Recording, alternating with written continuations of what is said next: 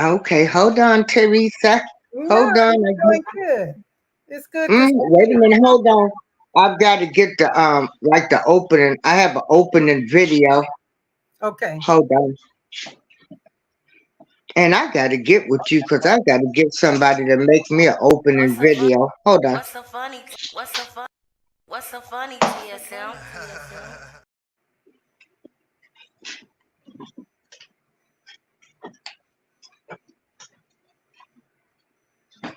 Mm, What's so fun? What's so funny, TSM? mm.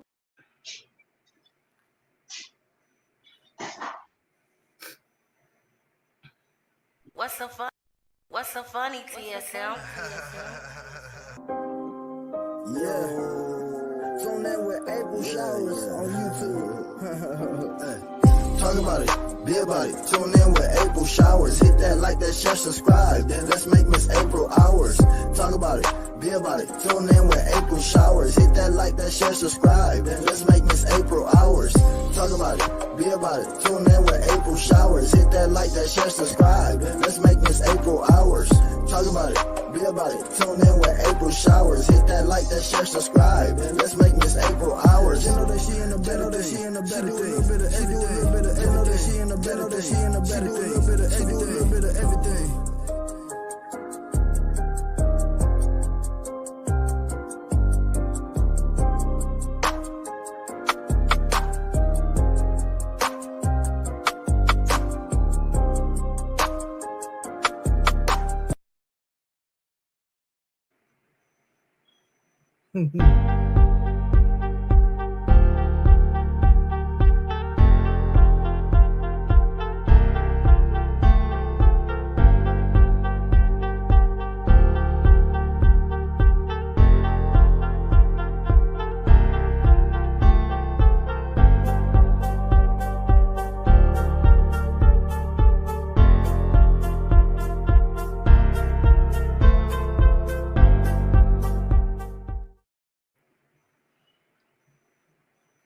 That's professional. Girl, but I'm trying to get, I want a better opening video. I got somebody there working on it. I'm Good. sitting up here. I had this show scheduled on the computer for 6, but it's okay. Even if just a few people come in, it's all right. They can hit the replay. Remember when you came over to my house? I This do. is the program I was using there. Oh, wow. StreamYard. Okay. hmm And honey, it don't matter wherever you at, you could send the link to somebody. Wow. Yeah, I like this. And then well I paid the $25 a month Mm-hmm. because I want to share to other platforms. And Yes. then I can add up to 10 people. But you can do it for free, and then I've got the little what are they called? The little thumbnail. Okay. And you can do different backgrounds, but girl, I don't know that much about computers. I tell people I've been out of the workforce for 10 years. I Yeah. can't keep up with all of this stuff. Yeah. I've been out for a while. Mhm. Not quite 10, but going on 6. So, Oh, okay.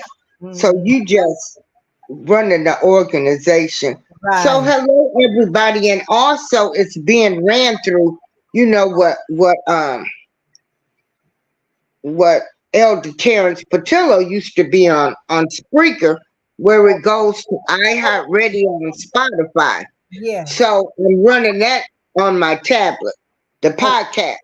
So right. I'm back to podcasting Okay. because um you do know, did I talk to you when I had my breast removed? Not when you had it, but I know you had a double mastectomy. Okay, yeah, girl. And then I had a time with that with them drainage tubes. I'm still suffering with lymphedema and stuff.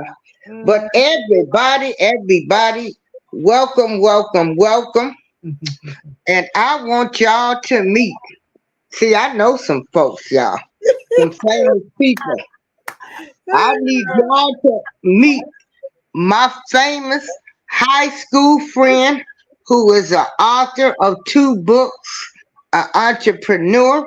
She has her own organization, Involved Inc. Yeah. They help out. Um, Teresa's main focus is Yes. to empower women.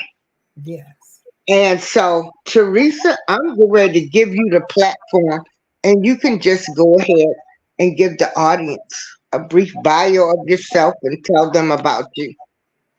Okay, well, my name is the also famous April Showers. My name is author Teresa Collins. I've been a longtime community member in the city of Joliet, about 30 miles or so from Chicago, Illinois. And I came about being an author because of my story. It was burning me on the inside. I came from a very abusive background, and I couldn't tell my story. It was burning. So I one day it came to me to just write your story. You may not be able to speak it yet, but you can still tell it in the form of a book. So that's what God blessed me to do, to author my story. And it's not a pretty one, but it has morphed into something that is powerful, in that by me telling my story, I can help others. I was molested at the age of around 3 or 4 years old, raped at the age of 18 through about 26 or so. And when a woman goes through that type of trauma, it affects who you believe you are. It affects your value and your worth. And when I was a young girl around the age of 12, we moved into a predominantly Caucasian city. It was one family in the entire city that was African American, my family, and we suffered a whole lot because of that. But I survived. I'm still standing. I'm still strong. I still have my value and I still have my worth. And that's the way life is supposed to be. The things that we experience in life, they're not meant to break us, although I was broken, but they are not designed to break us. The things that we encounter and suffer in life, they are designed to make us strong. There are Okay, yes, I go want to chime in, Teresa. absolutely. Now, I want you guys to know that Teresa, when she says they lived in an all white town, Teresa comes from one of the wealthy black families in Joliet. Her Mhm. father owned a construction company. Yes. Teresa and I went to high school together, Yes. but Teresa was always so distant Yeah. from everybody. Hmm. She stayed to herself. Um, you just always saw Teresa by herself, but yet she was friendly. You know, we always talked to her. We always admired her. She's put on plays. She knows if she has something. She knows all she got to do is tell me, and I'm coming. Come I'm on. gonna be there to Come on. support my friend. See, we've been friends since high school. But when I tell you, Teresa's book, her first book, When Abuse is All You Know, when she wrote this book and I read her book, I just cried like a baby Oh. because you go ahead and tell the story.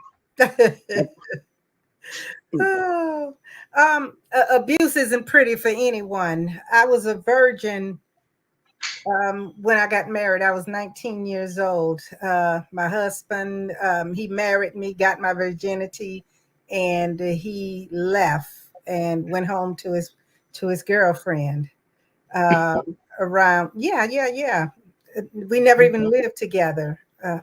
We got an apartment, which I think he might have come to once or twice, maybe three times tops. I'm not really, that's been, 40 years ago. But anyway, the point that I'm making is um, at 19, I was already broken. I was actually broken before 19. When you grow up being abused, being told that you're stupid and dumb and nothing, and then forces work against you further by molesting you. You don't know what you are. Your emotions are thrown off track at a very young age, and you have to figure out how to navigate. Like you said, I was distant.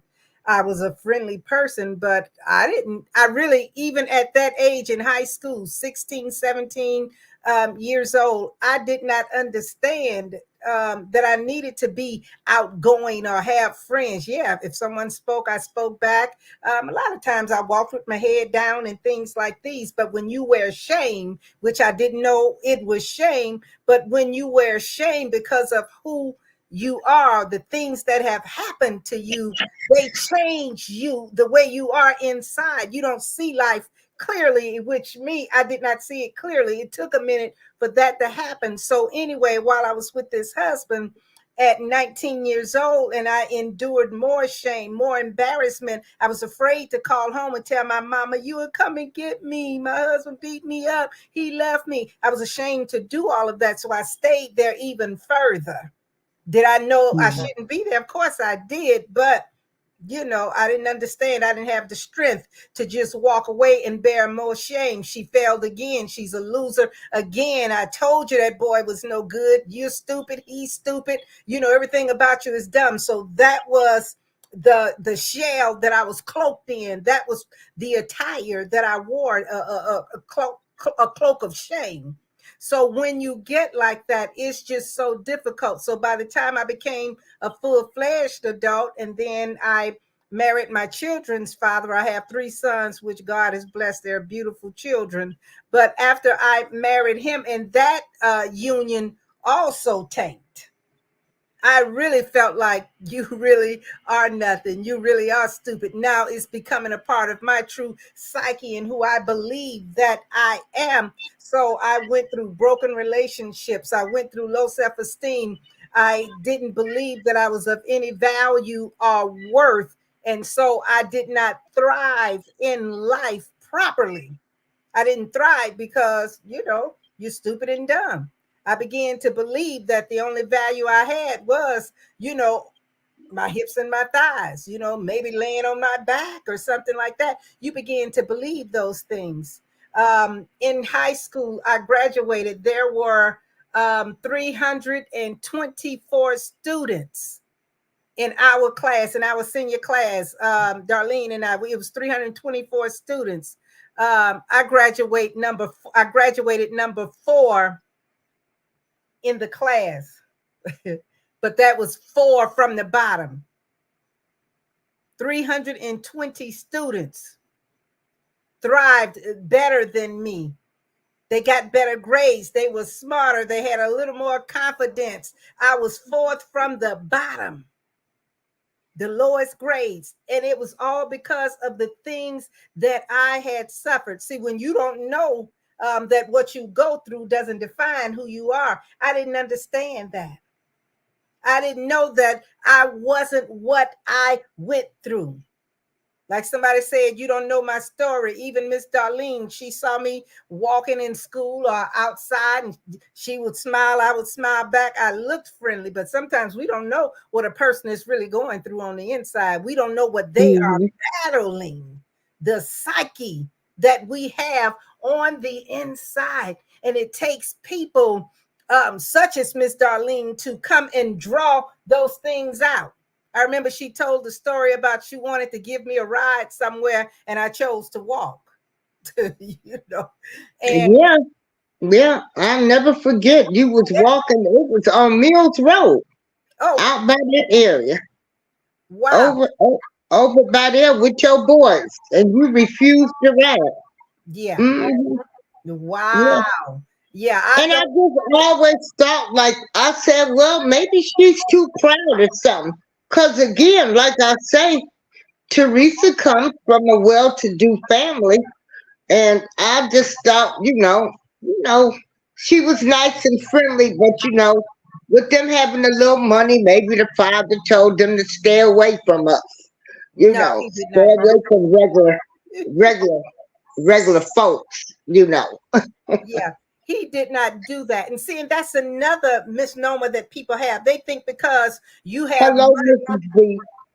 Mm-hmm. yeah, they think because you sometimes, not everyone, but sometimes people may think you're from a good family because you have money. People may think that you're doing well because you have money.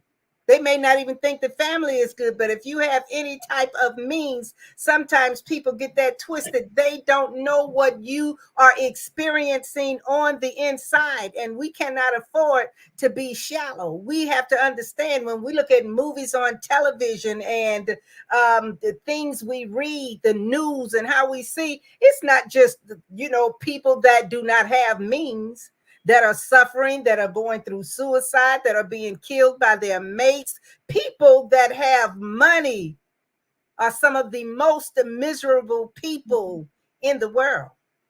And we get that mixed up. I was a miserable little girl. Why? Because I was raped at 3 years old.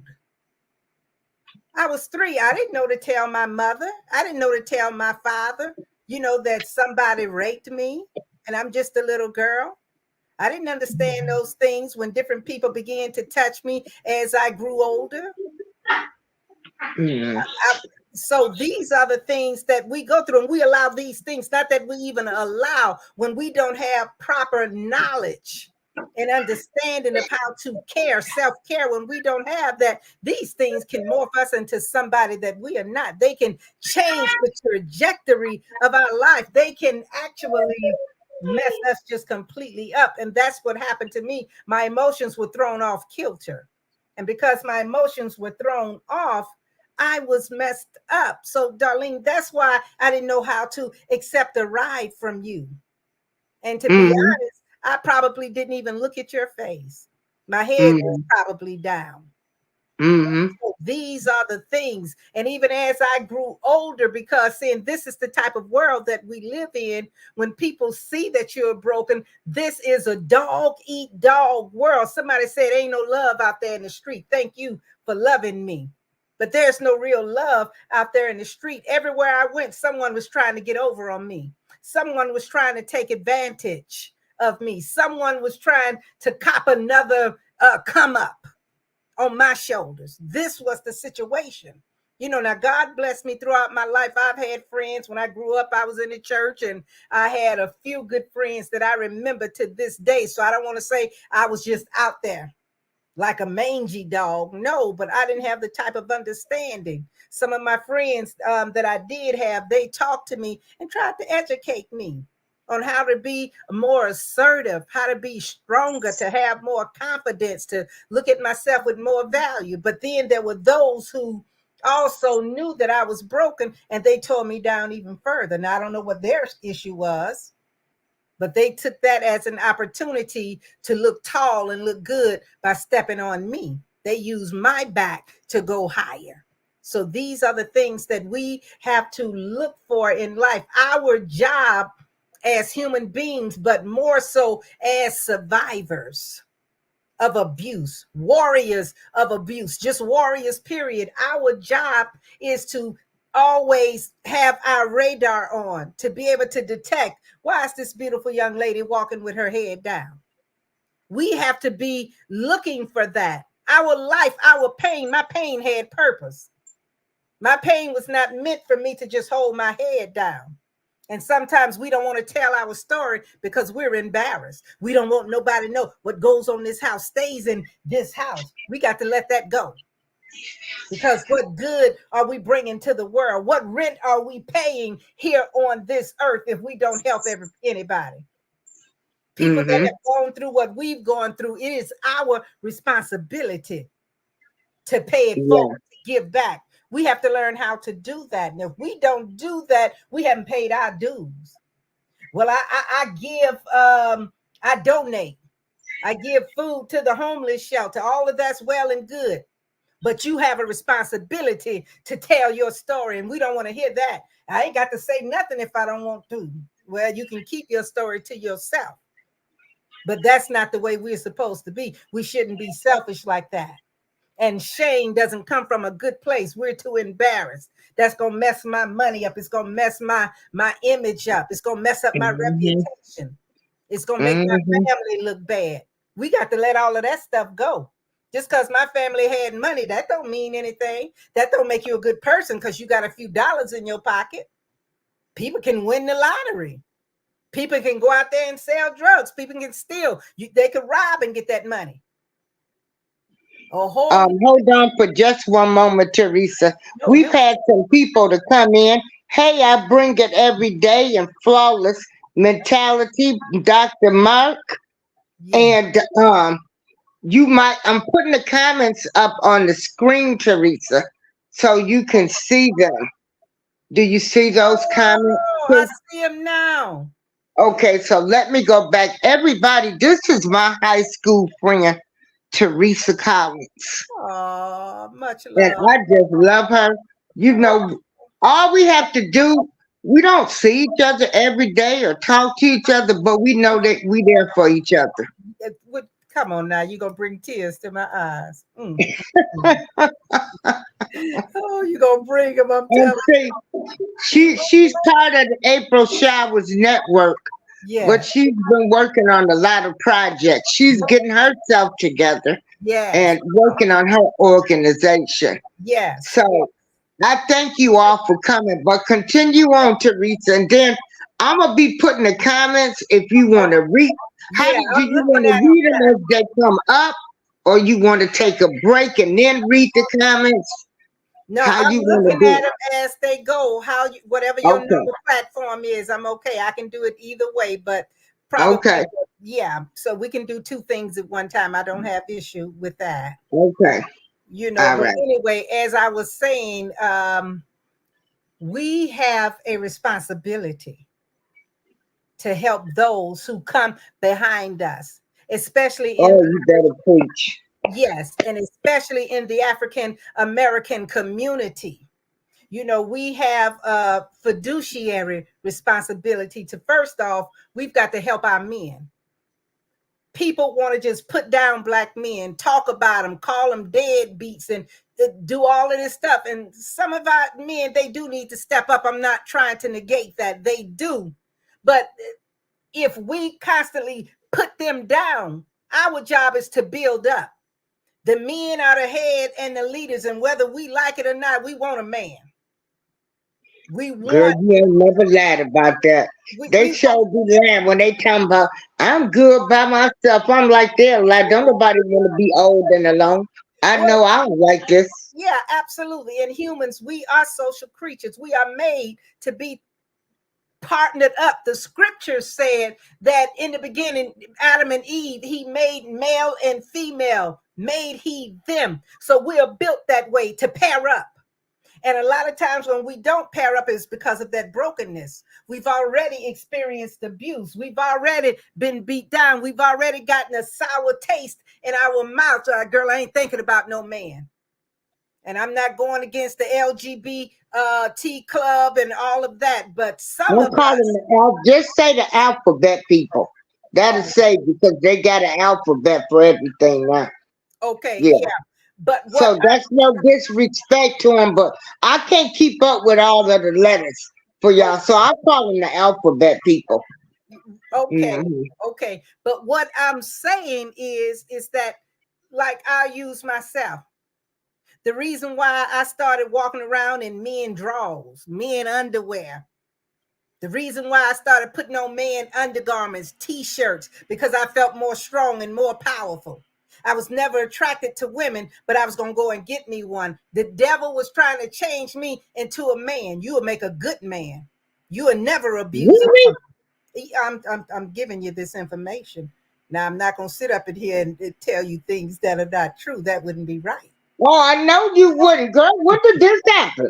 Oh my goodness. Okay. All Uh, right, keep on going.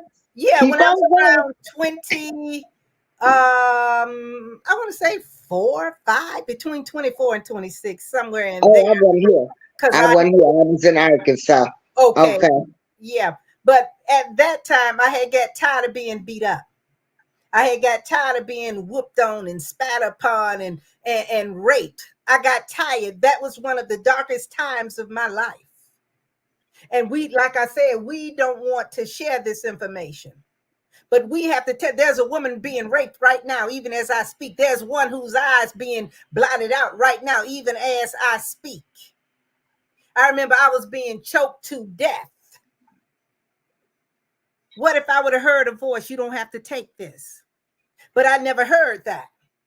So what did I do? I took it.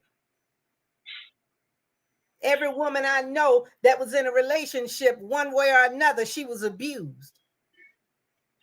Her husband cheated on her boyfriend, her man. I saw a man one day, he rode through on his car, standing right in front of him, and his girlfriend was in there talking, and he was going real slow, yelling at her and stuff. And by the time he got to my car, me and a friend of mine, we were standing out, well, we were actually sitting on the porch. And by the time he got down to our house, he had slapped that woman so hard in her face.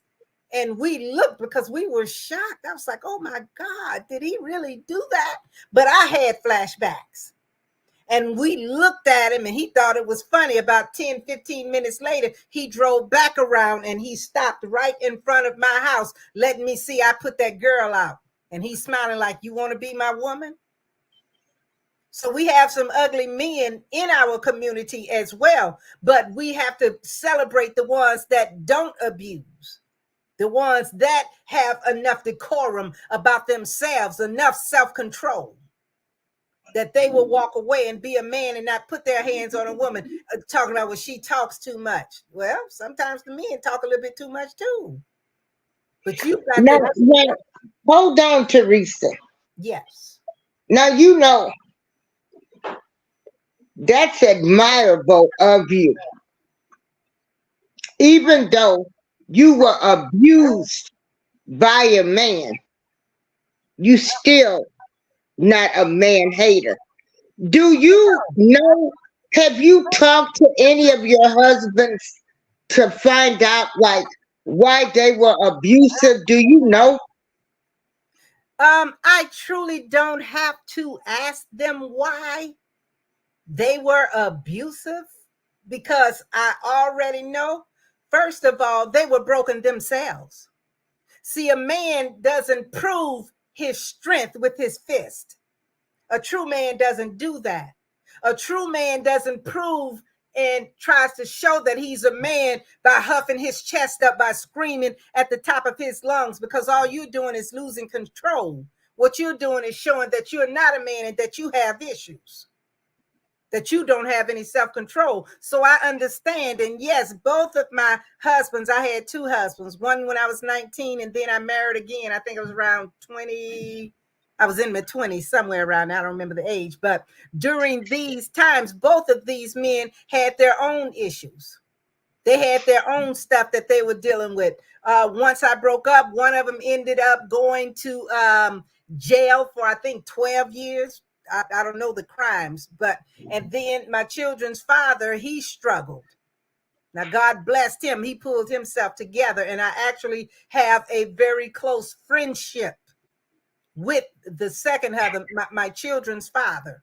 We have a close relationship.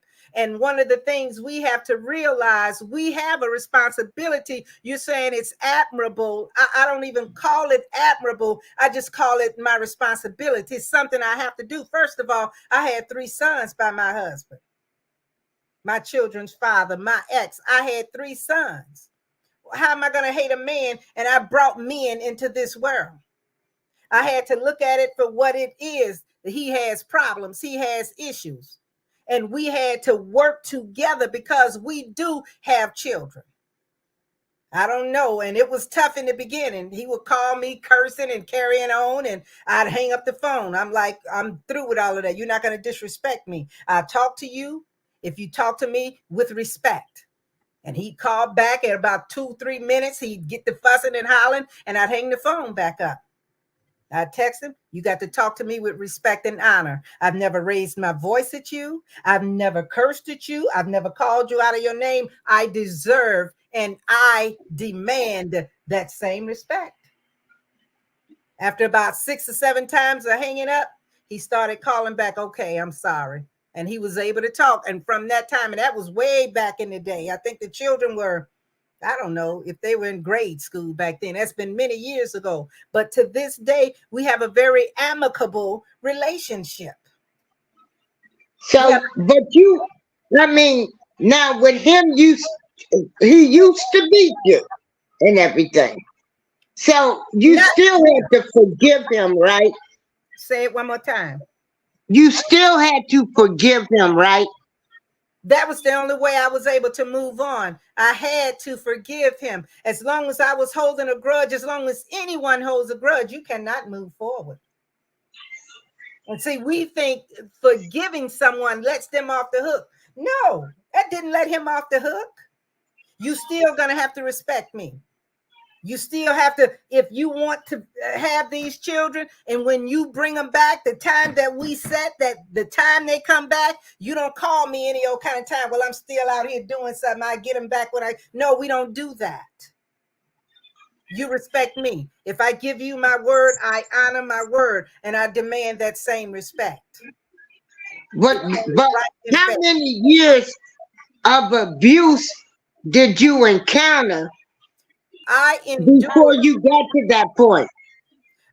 It took me a while. I stayed married for 7 years. I endured the abuse, the slaps, the beatings, the name callings, leaving me places, and I'm getting home the best way I can. All of these things. Embarrassing. If I call the police to have him put out, he would go in the one room that was dirty. Look how she keep her house. Y'all talking about her house clean. That's because she threw everything in one room. Look at this room. And he was telling the truth. I was barely coping back then, and I would clean up the whole house, and I'd leave that one room. I just put everything in the one room. And he opened and showed the police the one room, trying to embarrass me and belittle me. I went through all of that. But for you so did you get order of protections against them and all of that? Did you go? No, I didn't get an order of protection. I didn't even file for child support. Once he left, he was gone. He told me I was nothing. I was no good. I was of no value to him. And, sayonara. He was gone. And I was devastated by that. It took me about 15 years to really get that out of my system. When he left me for an older woman. She was a number of years older. And I was kind of hurt by that, not because he left. I was kind of glad that he was gone because the abuse had stopped. But it made me feel some type of way. Usually when marriages break up and they get another woman, you usually hear about it being a younger woman or, something like that. And I felt like, he treated me like I was an old jalopy car, and he done left and got him this new sparkling yellow race car or something. And I found out I said, Lord, I ain't nothing. How come a man always leaving me? He downgrading. He not even upgrading. He downgrading. Why would, what's wrong with me? So it was bothering me in my mind, thinking, something is wrong with you. You really are stupid. You really are not lovable. Nobody ever loved you. Look, every man you get, he leave you. You can't even keep a boyfriend. So I'm thinking like that, Lord, you got to help me. My mind was just gone. But I learned that I wasn't the problem. And because neither of these men are here, I don't want to, basically tell their story. Right. A whole other set of stuff that was going on with them. And I found out I was the best thing in both of their lives. Yeah. I had to begin to, which I found, I began to surround myself with positive people that truly built me up and saw my value and worth when I did not see it. And they Hi, Paul. yes. Yeah. and they began to say things that made me come aware. Wait, what? Somebody told me I had an exotic beauty. I'm like, I'm pretty. Is that what you saying? I am pretty? Yeah. They said your beauty is uncommon. And this wasn't somebody that was trying to sleep with me. Somebody that's trying to get something out of me. Telling you what they saw. When they began to praise me, for my worth, my value, the skills set that I had, when they saw what I could do, how I could really, like you said, I did a play. You was there. I saw you. I remember you. I Yeah, put on a whole community play. sure did. In different things. When people begin to see my value, people begin to change. I began to see myself differently. I didn't have to look like I'm nothing because an abusive person told me I was nothing. I didn't have to buy that script anymore. I didn't have to live by that. I began to tear those pages out and write my own story. This is how it ends. And we have to get to that place that what happened to us doesn't define us. We have the right to erase. There's a backspace on that computer keyboard for a reason. Nope, I don't accept that. This happened to me, but I don't accept what you said it has to mean to me. And we have Okay, yeah. Okay, Teresa, yeah. did you ever um because you said they always left you. So you never had the courage to up and leave any of these men, and you had brothers. Did you ever call them? I never Thank you, Paul, for joining us tonight. Okay. I never had the courage to leave. And see, this is why I say when you buy into the hype, Hmm. I heard from a young age that I was stupid and dumb and I was slow and I was retarded. So when you buy into that mindset, everybody is better than you. So if a man is beating on you, you got to figure out how not to make him beat on you. You better stop doing whatever it is you're doing. Now, if you leave, you're going to lose the best man you ever had. Ain't nobody else going to want you. I didn't have the courage to leave, but I also didn't have the sense to leave. I didn't have the knowledge to leave. I didn't have the understanding that I should walk away. Now, when I saw other people getting beat up or abused, like that day I saw that girl when that man slapped her in her face, that put something in my mind. I was like, ooh, I can't stand that. And I wanted to actually see her just beat him up in the car. But I didn't have that type of mindset for myself. She should leave, but I should stay because I'm stupid. I'm dumb. No one loves me anyway. If I leave, you're going to lose the best man that you ever had, and nobody else wants you anyway. Look at you. You're black, you're humpback, you got big bubble eyes. So I had this image of myself that I should be grateful. Thank you, kind sir, for staying with me. That was my mindset. I didn't understand that I could be alone, that I had my own 2 feet and I can stand on them, that I had my own values and I had to say enough. I don't take this anymore and I don't have to. I didn't understand that. When I began to surround myself with this positive group of people and people began to tell me, honey, you don't have to take that. You're better than that. He telling you that, but that's a bunch of hype he's sending you. When people begin to teach me, see, we have to teach. That's why I say it's important. We cannot hold our stories to ourselves. If the right person hears my story, they may feel the same way I feel, that they have no value, that they're unlovable, that they deserve to be slapped.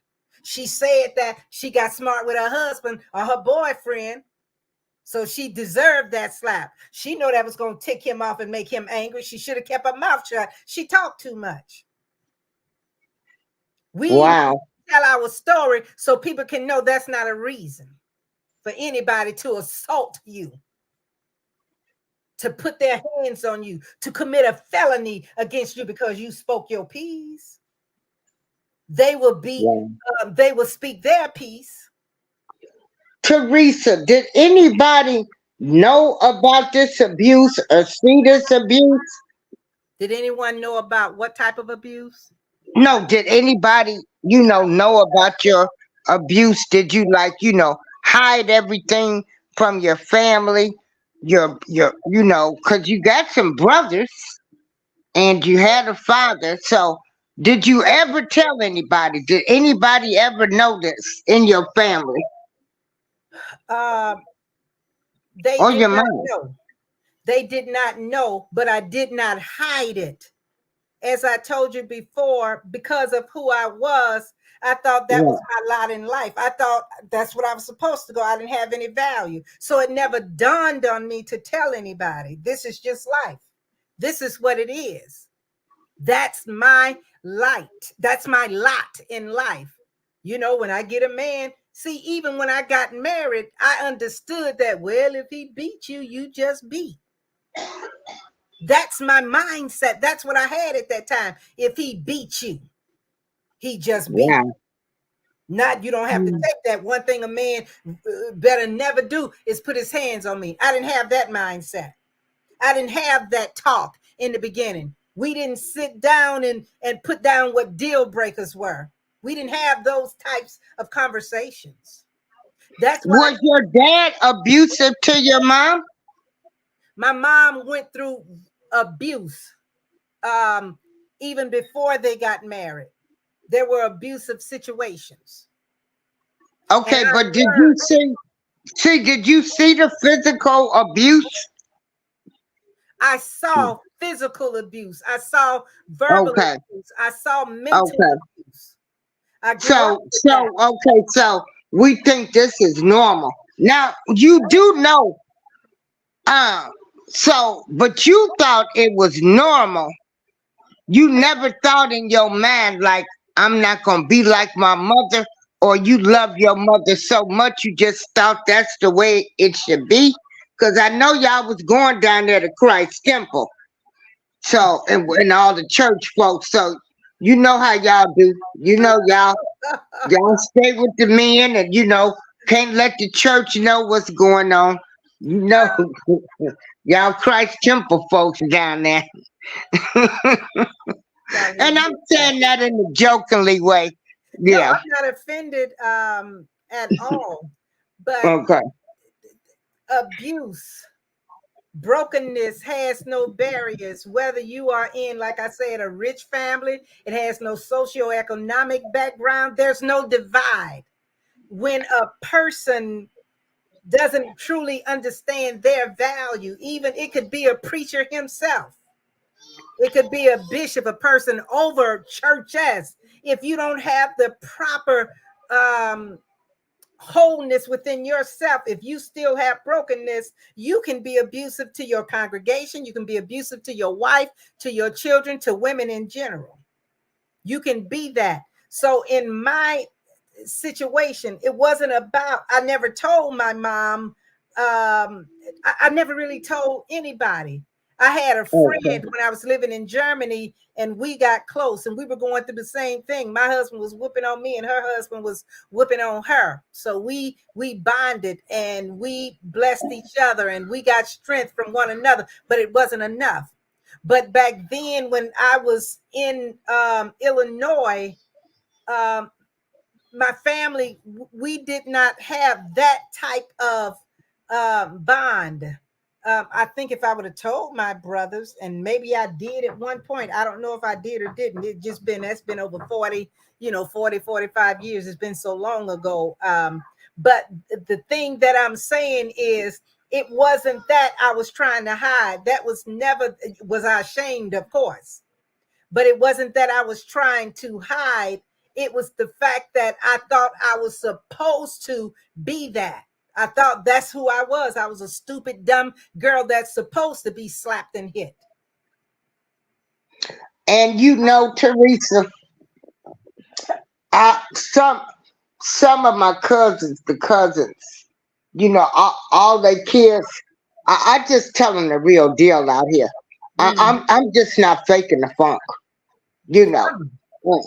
because it's like, You. I Yeah. don't want y'all to go through anything that I went through. Because, like I said, my son's father was very abusive. I'm Yeah. glad I was able to leave him when my son was 6 months old. I left him at 2 o'clock in the morning. Everybody was leaving the bar sipping easy. Karina and them drove by, and everybody helped me pack my stuff. Cause Yes. I thought, no more whoopings, Yep. no more whoopings. Yeah. Mm-mm. Well, see, I Yeah. never left. My both. Yeah. Paul, he's asking what this is about. This is domestic Violence month. violence awareness month, along with breast cancer, and I Okay. am a survivor of both. And I have my high school friend here. She's a famous author, an entrepreneur, and her name is Teresa Collins, and she has 2 books. Hmm. Okay, so what I'm seeing with this domestic abuse is it's usually broken people, broken people, right? They're broken if they're an abuser. They're broken. So they take the abuse out on somebody else. Okay. Am I getting it so far? And then back in your time, back in our day, you know, what went on in our house stayed in the house. Nobody went to school saying, "Oh, my parents fought last night." You No, they know, didn't say that. you know, we everybody kept quiet. Yes. Everybody kept quiet. So, do you think it's getting better now with you going around telling your stories? Um, do you think that it clicks with girls now? Like, you don't have to take this. Ain't no man supposed to put their hands on you. And let me say one more thing, everybody. Domestic violence does not just come from a partner. It can come from a child, elderly abuse, anytime somebody abuses you. Yes. You speaking. Okay. Yeah. Let me say this. I'm This. gonna give you the floor. You got the floor. I'm gonna mute my mic. Okay. Okay. Well, this is the thing that really gets me. Sometimes the way we package um, and a social issue during COVID, domestic violence, it rose over 75%. And not just a few slaps, but these women, and look the statistics up for yourself, they were being shot and killed by their partners, husbands and boyfriends, and they were shooting and killing these women, and it went up 72% during the COVID, that first year, that second year, 72%. So what I'm saying now is, yeah, there's a lot of brokenness, but we call this October, we call it domestic violence awareness month. Some years ago, I looked up the word domestic, and one of the definitions that stuck out in my mind and opened my eyes, it was just like, domestic means that which belongs in the home. Violence is something that belongs out in the wild. The animals are supposed to fight. That's the only way they survive. Humans, we're not supposed to be violent. Violence does not belong in our home, in our society, period. So when we call it domestic, we have the wrong word. Domestic has no relationship with violence. They're polar opposites. And until we get the right understanding of what violence really is, what domestic really is, we need to reshape what we call domestic violence. Because there's no such thing as domestic. Domestic means you're tame, means you have the right mindset. And we take that and say this violence is domestic. What we're saying, it's in the home. It's still bad, violent, wild violence in the home. And if you frame it like that, it doesn't sound as good. Domestic violence. Wild, uncalled for, absolutely insane in violence in the home. This is what we need to reframe it and reshape it so people can start getting a good understanding. When you say Domestic Violence Awareness Month, nobody jumps and say, oh my God. Oh my God, how can this be? No one says that. Why? Because we've made it pretty. We put lipstick and rouge on it. And we have to stop doing that if we're going to help these little girls. If we're going to teach our young men. I have 3 sons. I couldn't hate men. I have sons. I loved my children. I love my sons. And I wanted to make sure that they grew up balanced. I wanted to make sure that they didn't put their hands on women. I taught them what you do when a woman, blue, she talk too much. I taught them what to do, even if a woman decides to hit you. What you're supposed to do. You're not supposed to strike her back. You have to put those deal breakers out there. My son that I live with now, he and his wife, they sat down and they had to talk. They had the conversation. And my son let his wife know, his fiance at the time, that I will not be hit and I will not be yelled at. He said, these are deal breakers. And he said, they're deal breakers because I will never hit you and I will never yell at you. These people have been married going on 5 years now. I've never heard either one of them yell at each other. And I know they've never hit one another. So these are the things, when you put your stuff out there, when you decide I'm going to take this person on, this person, I want this person to be my wife or be my husband, you all have to sit down and talk. You ain't supposed to just get together, oh, she fine or he fine. You know, oh, look like we could do some things in the bedroom. That's secondary. That stuff is nothing. One day the thing gonna stop working, her looks are gonna fade, then what you got? You ain't got nothing. You have to set it in order. I'm with you because I love you and I want to build a future with you. I want to create a family, and this is how what I believe family looks like. People are not doing that. People are just getting together because they want to, they want to wiggle. Because she fine or he fine or he got some money. She's a high-valued woman. He's a high-valued man. This is what we get twisted on. But these things, none of those things are what domestication is about. Domestication, domestic, is about being nonviolent. It's about being respectful. It's about being loving, coming together and communicating and working together. It's about being a team. We don't hear any of those things. And this is the issue. Let's put out what violence really is. And once we do that, that's when we will get to a place where we can really begin to make a difference. But to answer your question, yes, I affect change because I tell my story and I tell the truth. I let these young girls know you don't have to put up with this. Some of them leave, some of them don't.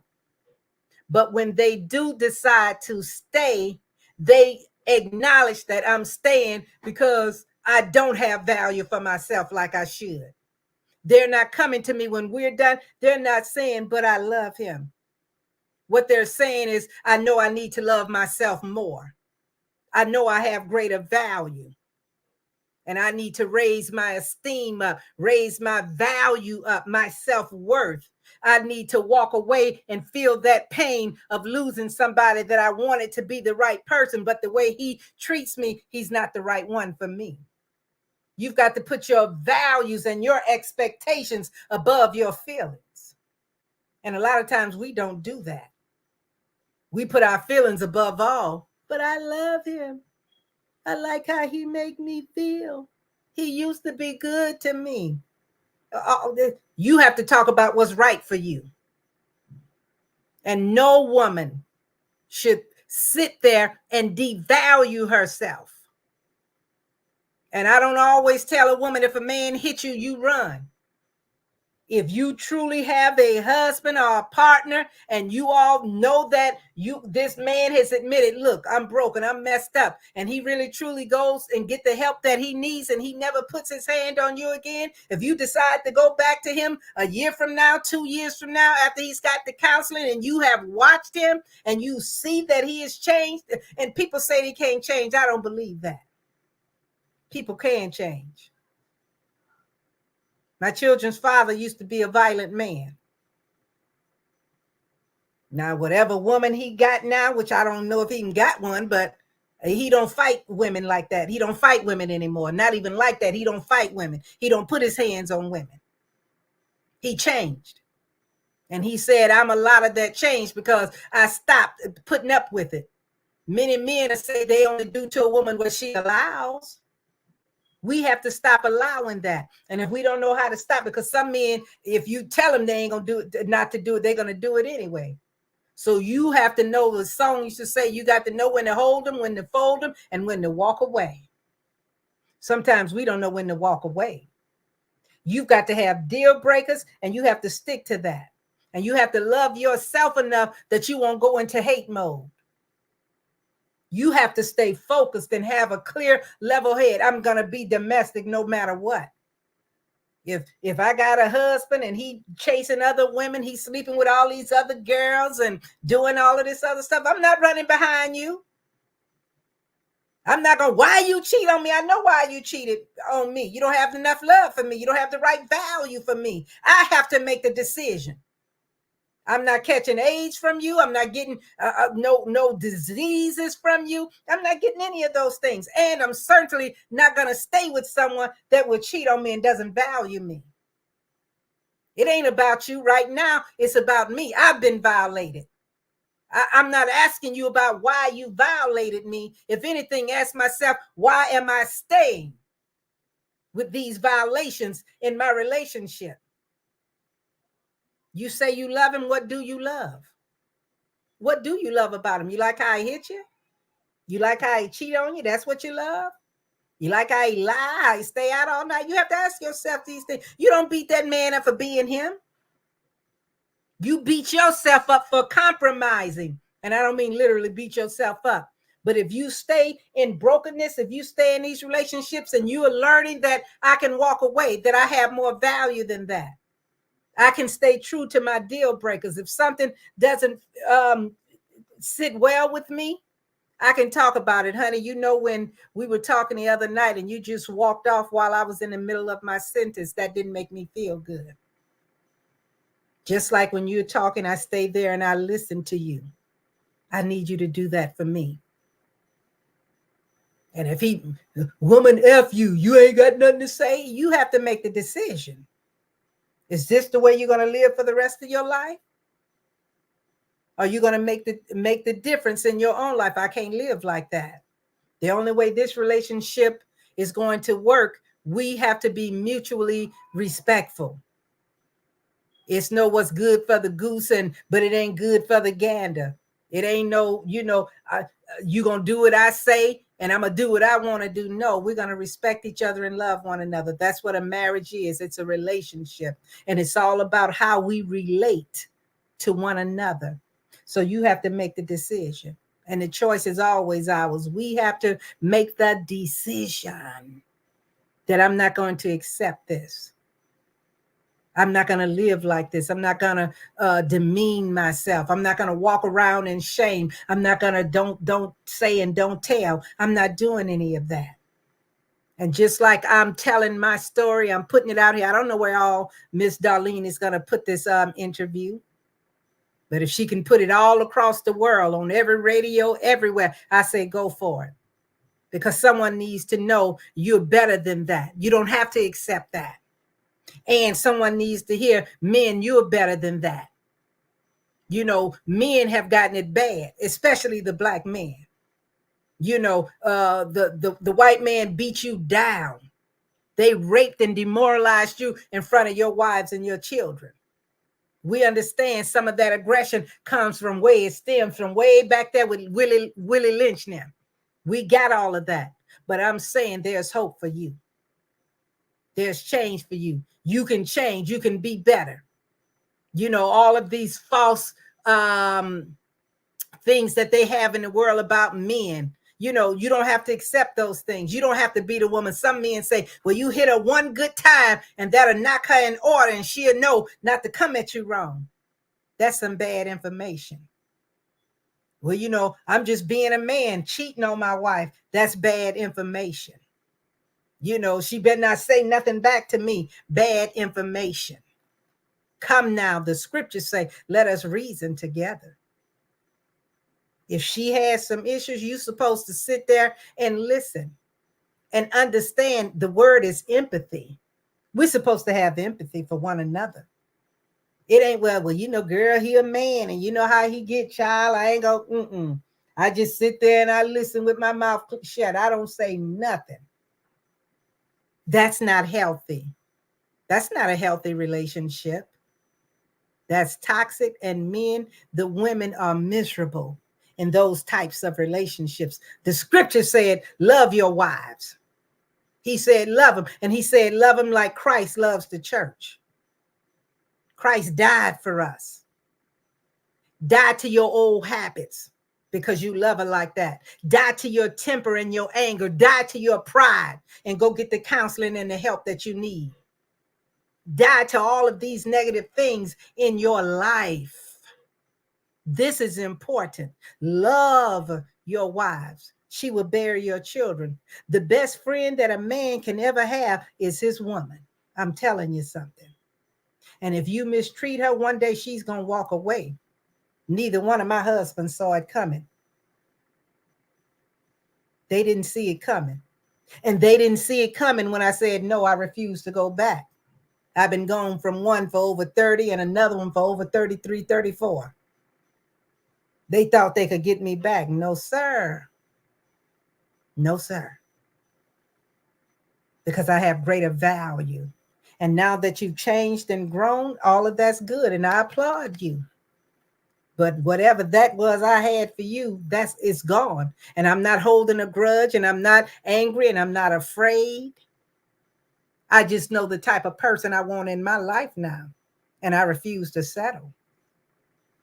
And you have to get like that and understand, man. Most men, this is a secret. Most men don't realize what a blessing a good woman is till she's gone. And when he tries to get her back, it's too late. And if you don't change and fix yourself, even if you get her back, you're going to mess it up again.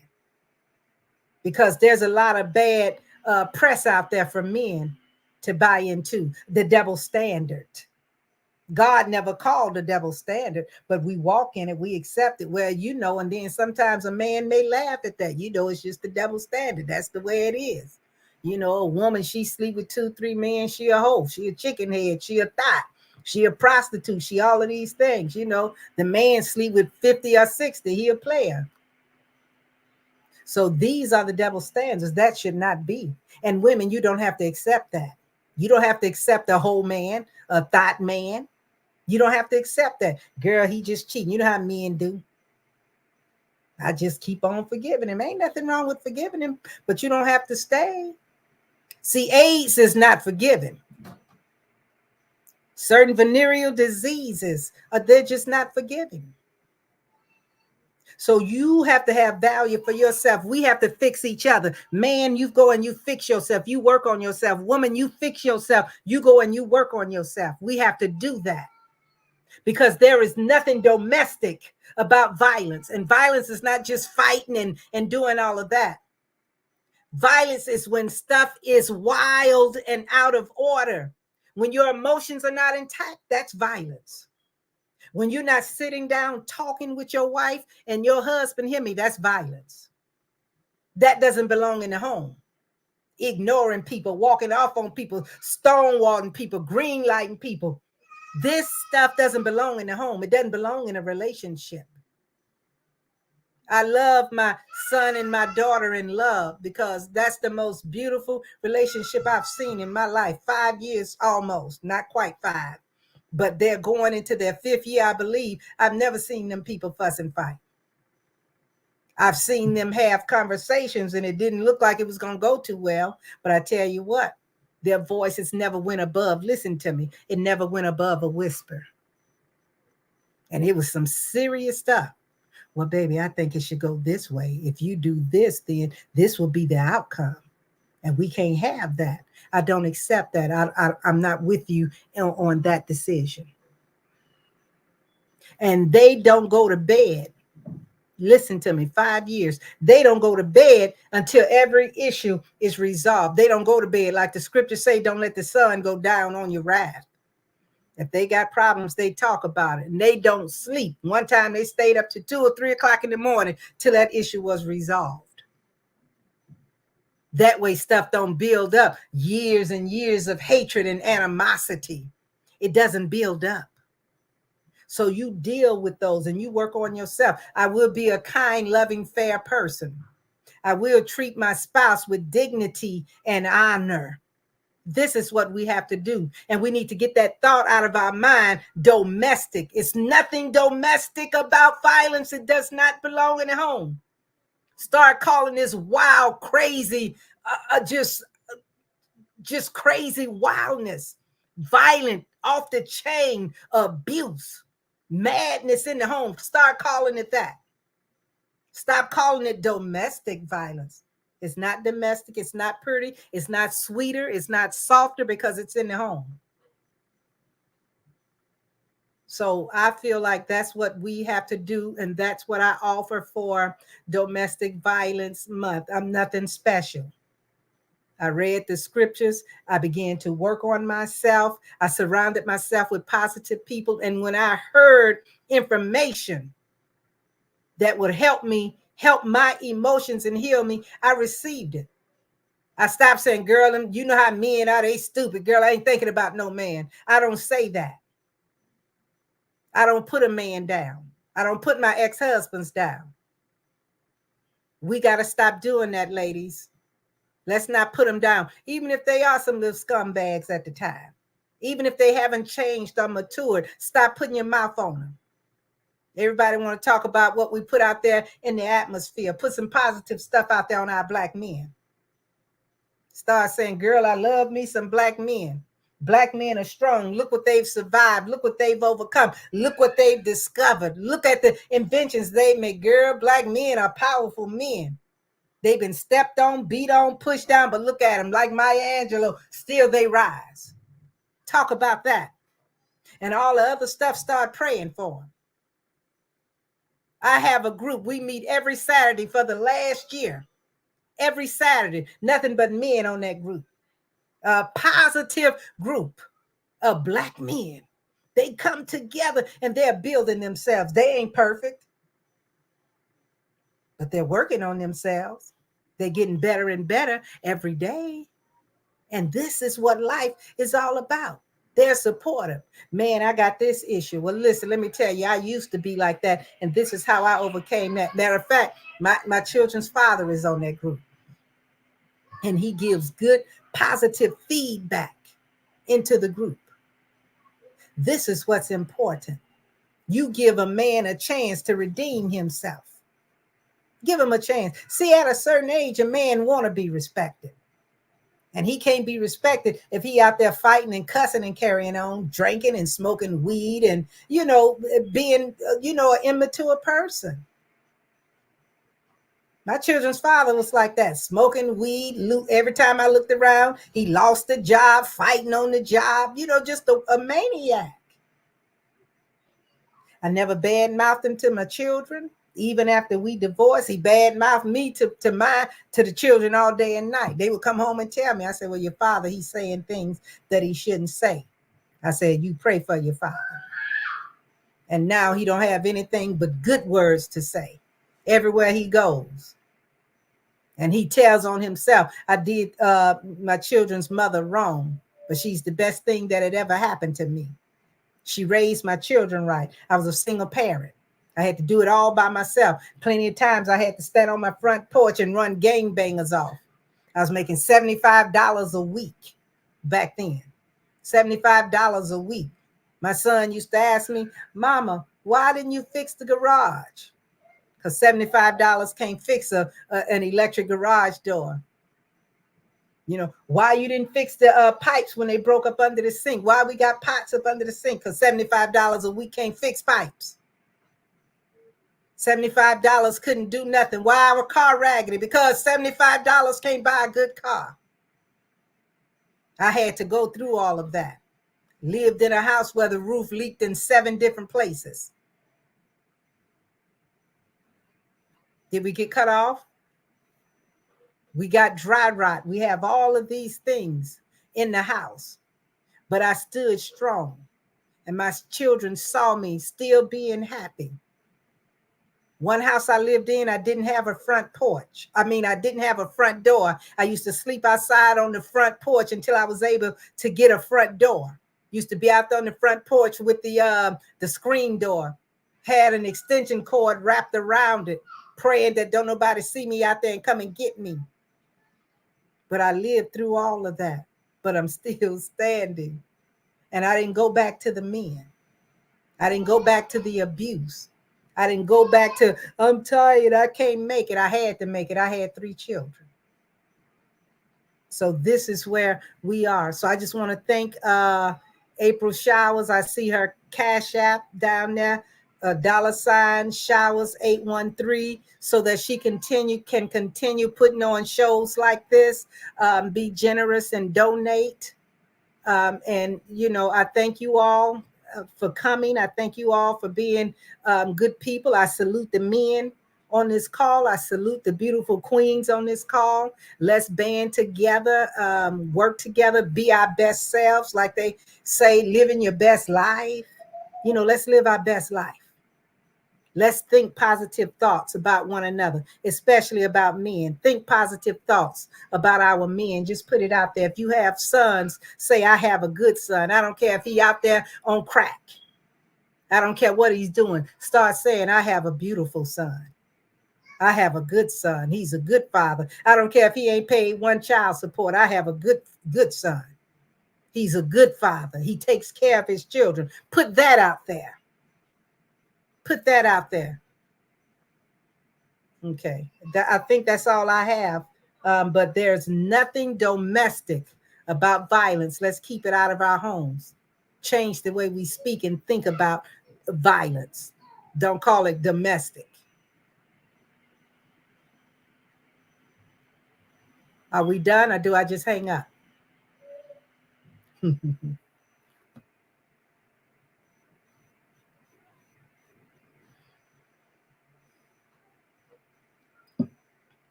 Okay. Are we off air? Okay, yeah, okay. It's okay. I'm back. I couldn't hear you, so I had to restart. Yeah, you were talking, and I'm like, I hope I can find a good time to restart my phone. Maybe that's what it was. But Okay. that's what I was doing. What I Okay. what I wanted to ask you, Teresa, was, but because I try to tell people a woman is not going to leave that man. until she's ready to leave them. You went through two husbands and all types of abuse. When did you, how long can you say that you've been this strong woman that you are now? And then give us a brief summary on how you said you chose to start with being the man of the house. Okay. The first husband, I left him after 9 months. And I'm saying leave, but both the first husband and the children's father, they actually kind of like left me. The Okay. first one, it was over. Like I said before we even started, he got what he wanted and he went home to his girlfriend. And Okay. that was less. I was back in Joliet within 9 months. The Okay. second husband, I had 3 children, so that was a little bit different. And he was a different type of person than the first husband. The first man, he was just a street guy. My children's father, he had some class about himself. He had some home training, some manners. He knew some things and he knew how to be nice. And so I held on to that know-how, although that wasn't always portrayed or demonstrated in the relationship. But I held on to that. I never got any of those things from the first a situation that I was in. So that one was kind of like he got tired. And I think he did that because he realized that I just didn't deserve it, and he just left. So that's how that went. I actually left, but he was already gone. He had moved in with his girlfriend, like I said, within that first week of the marriage. He was already with his girlfriend. The children's father, that was a 7-year progression. And I remember, I think we were 3-4 years in, and we were at a end of the summer party that his brother was throwing. He got all the family members together, and he the my children's father got angry at me, and in front of all of those people, he locked me in the closet. Well, he didn't lock me in the closet. He commanded me to go stand in the closet, and if I came out, he was going to beat my so and so. And the living room was full, and I was so embarrassed. The music stopped. Everybody leaned in, trying to look at what I was going to do. And, I ain't going to be embarrassed. So I did the only thing I could do. I dropped my head and I walked in that closet. He didn't come and get me out. It was a coat closet right there in the living room. And he didn't come and get me till all of the guests went home. All of the Oh music. my Lord. Pardon? I said, oh my God. Yeah. Yeah. Once the music stopped, all of the guests were gone. It was dark outside. And he came, and I stood there in that closet, however long that was, maybe 2-3 hours, I don't know. But I stood there in that closet. But it was at that moment, I remember saying, I didn't cry. Something in me got hard. And it wasn't like, oh, I'm in the closet, I'm so embarrassed. I was like, I'm tired of this. I'm not taking this no more. And this was around year 4 or 5. And I stayed for an additional 2 years, I believe, 2.5, somewhere. It was somewhere up in there. But in my mind, something started clicking in me. I don't deserve this. I'm tired of this. I'm not going to put up with this. I started getting tired of it. I started, Hateable point. Mhm. yeah, I started making some calculated thoughts and moves in my mind. I got to find a way out. And see, when you make your mind up, somebody said, when the student is ready, the teacher will appear. And when I got ready, when I began to say, I'm not dealing with this no more, Lord, I need help. I can't take this no more. I wasn't thinking about suicide. I was thinking about, I can't take it this, and I want a better life. I deserve a good life. I was looking at all my other friends that had good relationships, people that I saw. I look at movies and people have love. I started saying, I want that. So while I was sitting there in that closet, I began to do the comparison. This is not what I want. This is not what I deserve, and I want better.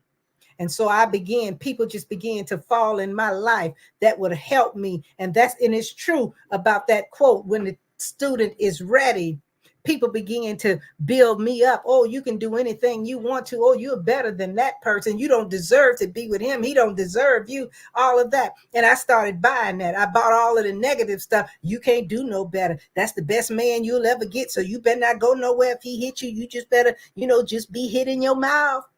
Just go and get some tissue and put it up there and stop the nosebleed. I learned how to, and I got tired of that. I learned how to do that. But then when I got tired in the drug culture, they said when you get sick and tired of being sick and tired, I got tired of being tired. So something began to shift in me, an inner strength. That's when the warrior began to stand, and I wasn't able to get away. I had to come up with my exit plan. And one day, about 2 years later, my exit plan was him. Now, he knew I was tired anyway, but he beat me to the punch. He drove me home to my father's house. Everything I owned, he put it in a big old box. We had bought a new washing machine, and the box was still down there in the basement. He went and got that box, put all my clothes, all the children's toys, put everything in it, tied it up to the car, and drove me home. My daddy met him on the front porch. He asked him, "What you doing?" He said, "Here, I'm giving you your daughter back." He said, "I don't want her. That's your wife. You take her." He said, "Nope, nope, nope. She's your daughter. I don't want her either. You take her." So they stood out arguing and fighting. You take her, you take her, you take her. I finally became the property of my father. He became the winner. He took me. He really didn't take me. He left me out there on the front porch, and he walked back into the house. But I was still glad. I didn't care if my daddy didn't want me. I know I didn't want him. So I'll take that. I'll humble myself. I'll get in there and I'll cook for you every morning. I do whatever I have to do. My daddy didn't speak to me for a whole year. I'd have breakfast waiting, his orange juice, his aloe juice. I have everything laid out every morning for a whole year. And after about a year, he finally spoke. He looked at me because every day I say, "Good morning, Daddy." He wouldn't say nothing. He frowned. He wouldn't eat the food, wouldn't drink the aloe juice, wouldn't drink the orange juice, wouldn't do nothing. He just walk on out the door.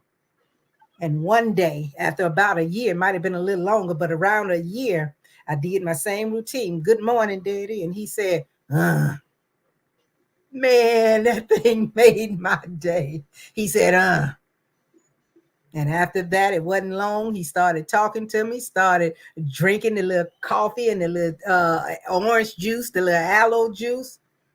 And after a while, he started playing with my children. He came on around. Took him about a year, but he came on around.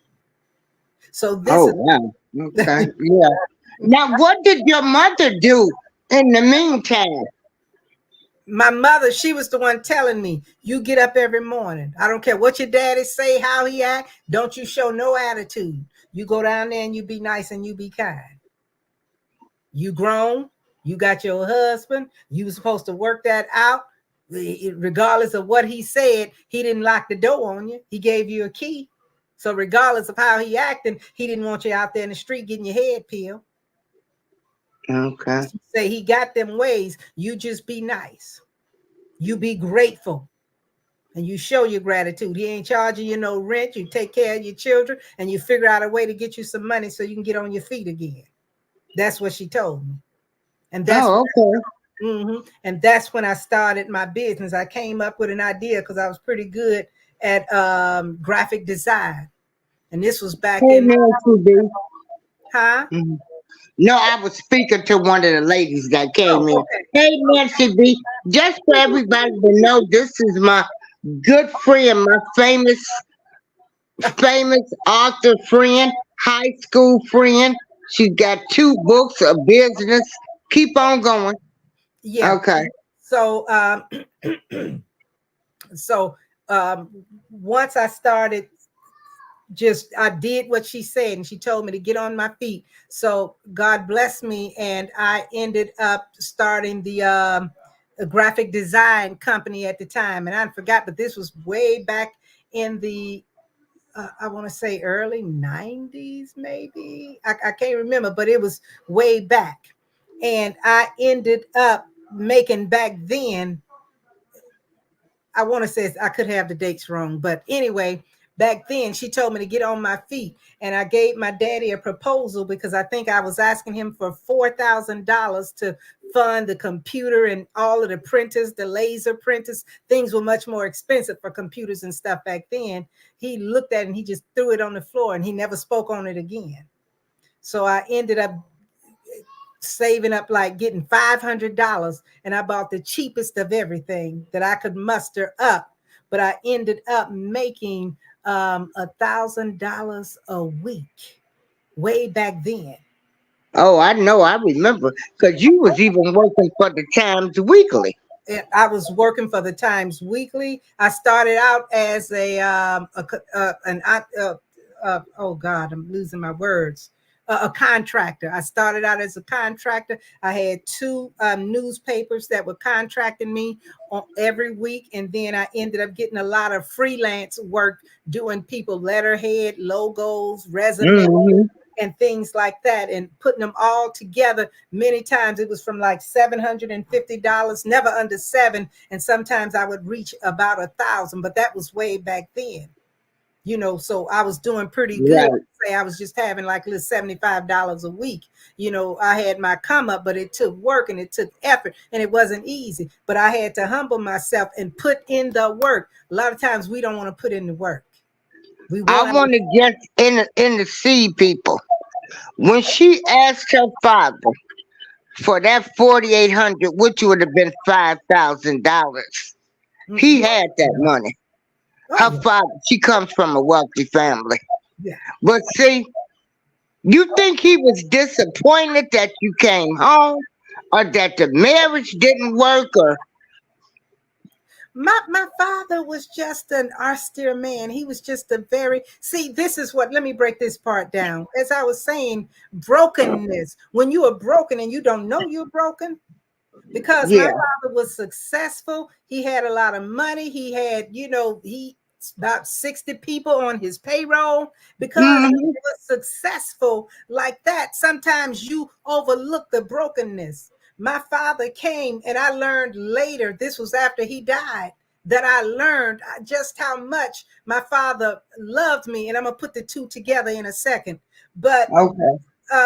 my father, the way he grew up, he was left on somebody's doorstep, my father. Our Yeah. last name is Bowie. We're really not true Bowies. The people that adopted him, whose doorstep he was left on, were Bowie. Right. But they took him. They said my real grandfather, his last name is Battles. And the Right. Battles was known as, he was the meanest man in the county down there at some part of Monticello, Florida. He was the meanest man yet. And they Okay. said this man took his oldest son, put him to a horse and buggy carriage, beat him like a horse, and the boy was crippled for the rest of his life. Oh my God. This is where my father came from. Wow. So he inherited some of that mental Right. insanity. That's mental illness to make you do that way. That's just not just Right. mean spiritedness. Something is wrong with your head. Some screws all tangled up in there. And he never got the help. So the things that my father did, it was because nature versus nurture, that was in him. He saw it, and it was just in him. It was a part of his bloodline. But Right. no It one be in that DNA. Mm-hmm. Yeah, It it was be in in their that DNA. DNA. Yeah, but we back then, black people didn't go to psychologists and psychiatrists. We didn't go get help, talk to therapists, and have counselors, and be. We didn't have that. Back in that day, when your child got a bad grade, you beat them half to death. That's what you did. Don't you bring no so-and-so bad grades up in this house, and they beat us all across the head with belts, extension cords. We just went through that. That's what they did. That was insanity, but no one taught us different. So Right. my father came from all of that, and he was never diagnosed. And then by him being successful on the business tip, everybody praised him. Yeah. Everybody overlooked his inadequacies, his emotional instability. Everybody overlooked the fact that, wait a minute, this man seemed like he bipolar. Everybody overlooked that because he was writing them checks on Friday. It felt good when them construction workers and brick masons, they get them $2,000, $3,000 checks at the end of the week. They put up, yes, sir, Mr. They put up with it. Right. So what I'm saying is that's what happened. But later on, I began to understand my father. I remember when I was 5, I was 5 years old, and I caught the wrong bus home from school. It was the first day of school. And nobody didn't tell me what bus. The teacher didn't walk with us and put the little kindergartners, no, I was in the first grade, but put us on the right bus. The bell rang, we walked outside. I got on the first bus I saw because it was yellow. What else was I supposed to think? I'm a little girl. I'm 5. I don't know. The bus, it looked like the bus I got on that morning. So the man, he dropped all of the children off and he parked the car in the bus in the terminal. He didn't see me because I was so little. My head didn't stick above the seat. He got out and I'm just sitting in the bus. So when my daddy found out I was missing, he got dog sick. He took off work and went all over looking for me. They found me. As God is my witness, Darlene, I was over 50 miles away from home. Oh my God. I was a 5-year, I keep saying 6, but I was 5. I was a 5-year-old little girl walking around because I figured out how to get off that bus, and I was walking around crying, just dragging my little book bag on the ground. I'm just crying, 5 years old. Now it's getting dark outside. I don't know nothing. I'm just outside crying. I ain't ate. I wanted to go home and look at the cartoons. I wanted to see my mama there in the kitchen with that flour on her face because she used to cook them homemade biscuits and she'd scratch her face and it'd be them white streaks on there. I wanted to see all of that. But I'm outside. I don't even know where I am. This lady grabbed me. She said, "Little girl, what are you doing?" Who? She said, "I know you." Tell your mama, ask her what she wants. No, I was talking to my granddaughter.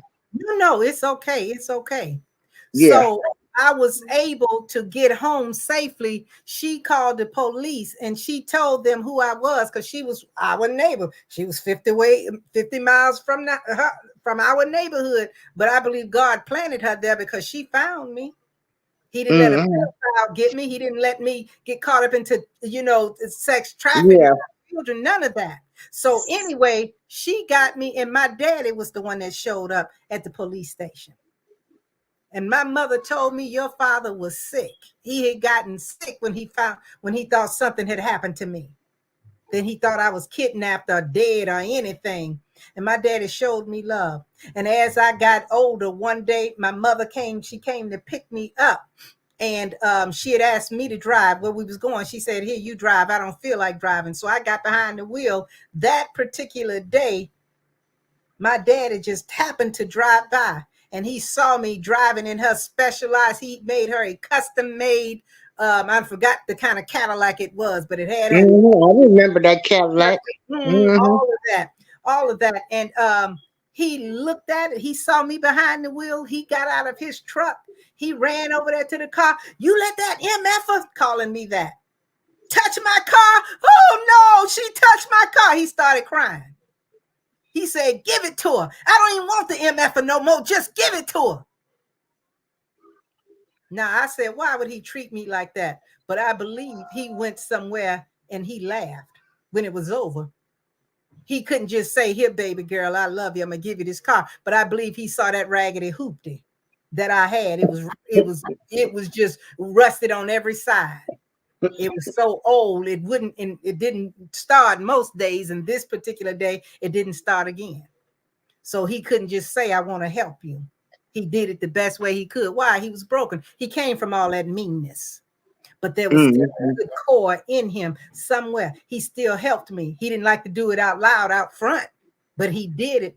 He did all that. I'm sure he went somewhere laughing. He didn't understand. I laughed too. I'm riding around in a custom-made Cadillac, still with close to $75. Still $75 almost a week. So he cared. So when people are broken, sometimes we can't just charge it. Sometimes we have to charge it to their head and not their heart. And I had to learn that. I Right. didn't really figure that out and put all those pieces together till after my father had passed away. But yes, he was very abusive. But that's all he had. We didn't look. That's why I say we're supposed to pay it forward. We're supposed to tell our stories. Hopefully, by me saying this, if someone has a bad relationship with their mother or father, or someone else has treated them poorly, but they still did things for them, maybe this can help you say, well, maybe my parent has gone through that. Maybe my parent. Yeah. And I always tell people, our parents, Yeah. they did the best that they could. Some of them I did. was a lone child. I was a spoiled child. You know, Yeah. don't you know? But I didn't brag about it. I didn't act like I was no spoiled child. Yeah. But everything wasn't always peaches and cream over in our house neither. Yes. But what was there was the love, and that love is what has carried me through Yeah. so much. Yes. Yeah, And see, and another thing that has to carry you through, because I didn't particularly receive the love. I got a lot of love from my mother, but her life was so messed up. She had 7 of us, and if everything wasn't in place by the time my daddy got home, she had a whole nother situation she had to deal with. So a lot of times her focus wasn't just on us. She never abused us. She never talked about it. She almost always made sure we had clothes and school shopping. She did all of the stuff that a good mother would do. But she couldn't really give us that just sitting down. Come on, T, let's sit down and watch a show together. Come on, T, let me show you how to do your hair. She didn't have time for that because she was trying not to walk around with black eyes, bloodied nose. And there's a chapter in my book called Going to the Hospital for Stitches. I remember it was a summer. Every time we looked around, my mother was going to the hospital for another fracture or injury. oh my God. Yeah, going to the hospital for. And I want to say something to the audience. And as I tell y'all, as I read Teresa's first book, I just cried because this was like so unbelievable.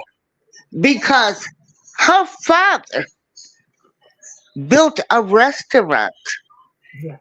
for her mother. Yep.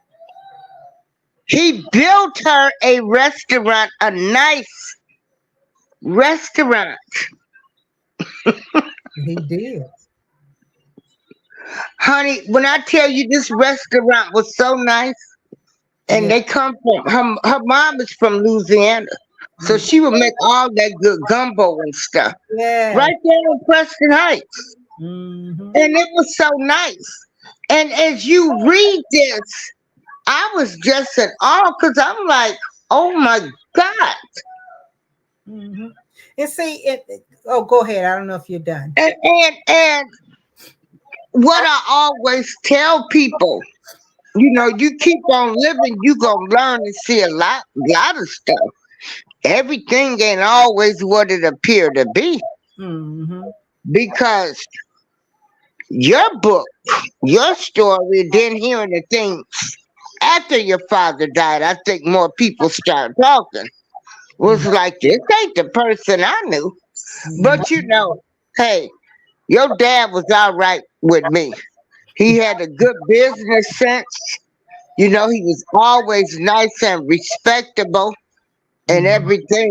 And hey, that's how I'm gonna remember him. Amen. But when you hear these type of stories, this is why I always try to tell people, baby, everything that glitters ain't gold. Again, he built, her father built his mother a fancy 5-star restaurant. Okay? From the ground up. And it was packed every day. But see, But again, some people, like she said, this is why we need to sit down and communicate more Yeah. because some people don't know how to show love. Like your book said, when abuse is all you know, a lot of behavior is taught behavior. Mm-hmm. You know, um, and I'm glad we having these conversations now. I try to keep it 100. I'm not sugarcoating nothing.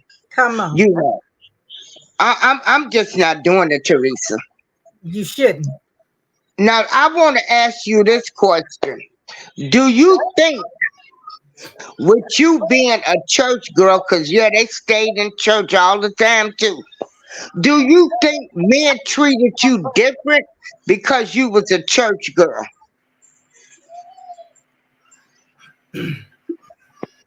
I and they knew you wouldn't leave, like you wasn't out there in the streets, you wasn't gonna tell nobody? typically most people would say yes to that. But again, I believe I'm like you. I want to set the record straight. You didn't treat me that way because of me. You treated me that way because of you, because you were not a good person. You were Okay. not living your best life. That's on you. I will not be held accountable for what you did, for your actions. So, and if we start getting that in our mind now, the excuse to be used, where I know she ain't going nowhere, that may be an excuse or a thought somebody had in their mind. As I said, I never asked that question. Why did you do me this way? The question I always had is, why would I stay and put up with that foolishness? It never dawned on to ask me, why?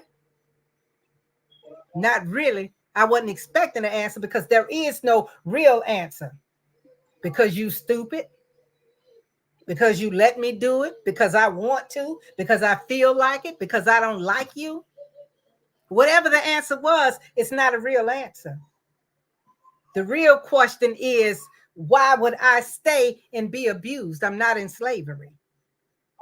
I'm not in chains. The only chains I had were in here. And the chains didn't have anything to do with the chains. He said the chains came from way back there when I was a little girl, being told that I was stupid and dumb and I'd never be anything. That's where those chains came that made me feel low. Every year, the older I got, the shorter I got. I shrunk as I got older. And we have to learn how to be empowered. And we don't have to be ashamed of our stories and the things we suffered, the things not only that we suffered, but the things we allowed. We allowed some things. I allowed these men Yeah. to beat me because I didn't walk away. I knew after the first time I got hit, I didn't want to be in that situation. Why did I stay for 8 more months? Why with the second husband, why did I stay for 7 years? I didn't have to do that. So it's not, I don't think it's because people may say that anybody can give you an excuse. But the truth of the matter is people do stuff because it's a payoff in it for them. They get something out of it. They Okay. get something out. And you have to take that responsibility. You have to be accountable and take ownership of your own actions. You take ownership of your own stuff. That's all you. I don't care what the husband said. Now, see what you made me do. I heard a man tell his wife that. I said, now tell me again exactly what did she make you do? I asked him that. And he didn't have anything to say. Right. That's some brokenness in you. You need to put your temper in check. You need to get your attitude. You need to manage your anger emotion. You have to fix that. That's not her. She can't trigger you like that. You have to And have that in check. not once, you never fought back. You never fought back. Okay. One time with the first husband, I threw his jacket on the floor. Oh goodness. Okay. I threw his Okay.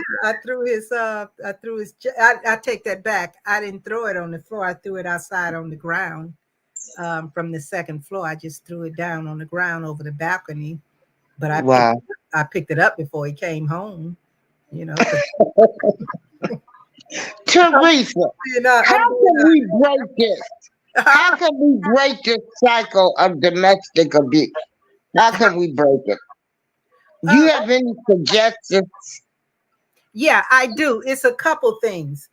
Somebody said knowledge is power, but it's actually applied knowledge. Like I've given some knowledge out today. I said we have a fiduciary responsibility to help others. We have to pay it forward. All of us Yeah, that have a story, it is our responsibility to tell and help others, so that another girl doesn't get killed, doesn't live beneath her privilege, that thinks she's supposed to be beat up and all of these kind of things. We have a responsibility to put that information out there, and it's easy now. There's all kinds of social medias, all types of platforms. We don't have to wait and just be called to a one-on-one speaking. We don't have to do any of that. Tell your story. Get on there and make a video. You can do it right there. I'm right here in my home office. I'm not even in some big studio. You can do it right from home. So that's number one. This is the beginning of making a difference. You have to put that knowledge out there. We have to let people know. And if we keep it hid, if we keep it quiet and don't say anything, people will never know. Some of the slaves did not get free till after 2 years that they had already put the proclamation that all slaves are free. Some of them for 2 years were still in slavery. Why? Nobody gave them that message. No one gave them the information. So that's why a lot of women are still in domestic violence relationships. We were taught that it's a shame. You got people in the Catholic Church, you can't divorce. It's a shame if you get a divorce. And they do everything. They'll put up with any and everything because they don't want to bring that shame on their families. So that silence, we have to break that silence. That's number one. The number two is when the person hears you and the information you give it, you have to apply it. You have to seek a better way. You have to seek for a plan of escape. You have to seek more information. You have to educate yourself about this. You can't say, no, I can't do that. My husband, I can't leave. He watches me. He takes my phone when he goes to work. He takes the keys to the house and locks me in the house. He's got the windows boarded from, and I know a woman like this. He boarded up the windows on the outside, and he took her cell phone and took the keys so she couldn't leave. That still wasn't an excuse. She educated herself. She figured out a way, and when he came home from work one day, she was gone. She had flew back home, and he was none the wiser. Well, he caught up with her at the airport, and she couldn't escape. But she was on her way. Somebody alerted him. She was in the military. She was a military wife, and one of his friends got wind of it, and he told. And that's how she got caught. But what I'm saying, so to alleviate and to start minimizing, you have to tell the truth on it. This is a big one.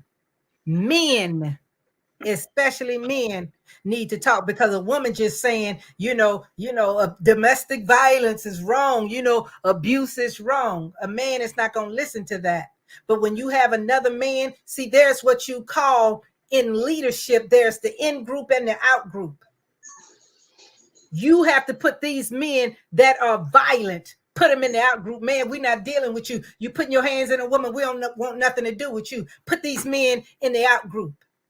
They'll get tired of feeling alone. Don't associate it with. I don't care if it's your father, your brother, your pastor, your boss at work. I don't care. You in the out group. If you're my boss, I'm going to do my work, but I'm going home. We're not going to the bar for a drink. We're not going to a movie. We're not getting together on the weekend. You in the out group. I don't deal with you. There's a speaker. What's this man's name? Eric Thomas. And everybody, I think, knows him because he's been number one in the world for a long time. And one of his mottos is, any man that works with him, you cannot cheat on your wife. You cannot hit your wife. And if I get word of you being unfaithful and you're abusing your wife, you're fired on the spot. They have to sign an agreement. We're not going to have no abusive men on my team. That's what he says. And so that's another one. Men have to stand up. You see, people look at domestic violence as women. That's not a woman's problem. It's a man's problem first. Why? Most of the time, the men are doing the violence. Correct. So it's not a women's problem. But see, when you package things so pretty and you try to dummy stuff down, and the men didn't necessarily do this, that's just what didn't happen. That's how this whole society is. Women don't want nobody to know they being beat on, and men don't want their boys to know they out there beating their women up. They don't want them to know that. But you have to shine that flashlight on there. You have to tell the truth. And then when you see it, you have to deal with it. Like if you know somebody is abusing a child, somebody is molesting a child or physically denying them of food and, just abusing them, you're going to say something. You're not putting up with that. Children are innocent and they cannot defend themselves. Well, it's the same way a lot of times with domestic violence situations. A woman can't necessarily always defend herself, but she's grown. She's going to have to educate herself. So the men have to take part of this.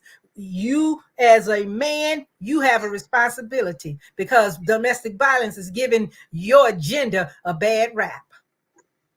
And we know for a fact that all men are not abusers. I don't care what people say. All men are not cheats. There's some really good men out there. But then they fall in this double standard. You don't want to say nothing. So you just be like, man, that's bogus. That's messed up. No, what's bogus and messed up is if you don't do your part. You have a responsibility. Do your part. Speak up on it. If it's your family member, you tell them we're not going for that. That's not acceptable. Right. You call the police. Right. So these are the things that people don't do that. These things will begin to shed light and it brings awareness. And when you have awareness, then you come with the conversations of enlightenment. And once you begin to enlighten people, so people that don't know anything like me, I thought that was my lot in life. You can't divorce no man. He the head. So, he beat you up or whatever. You just, wear some dark glasses or, stay home till your lip go down, whatever the case may be. But when you get enlightenment, somebody said that once your mind has stretched beyond the original dimensions, it can never go back. Once I learned I didn't have to put up with that, once I learned that I had more value and worth, once I learned that I didn't have to buy that, I've never gone back to that. So once you get enlightened, once you do your research, once you put in the work, we got to be willing to put in the work. And sometimes us as warriors and survivors, we are afraid to tell our story because, again, this was a taboo topic. But you've got to find that courage to say, I'm going to speak on this. I'm going to tell my story. I'm going to tell my truth. When I put my book out, my mother came forth. She took that abuse for 50 years.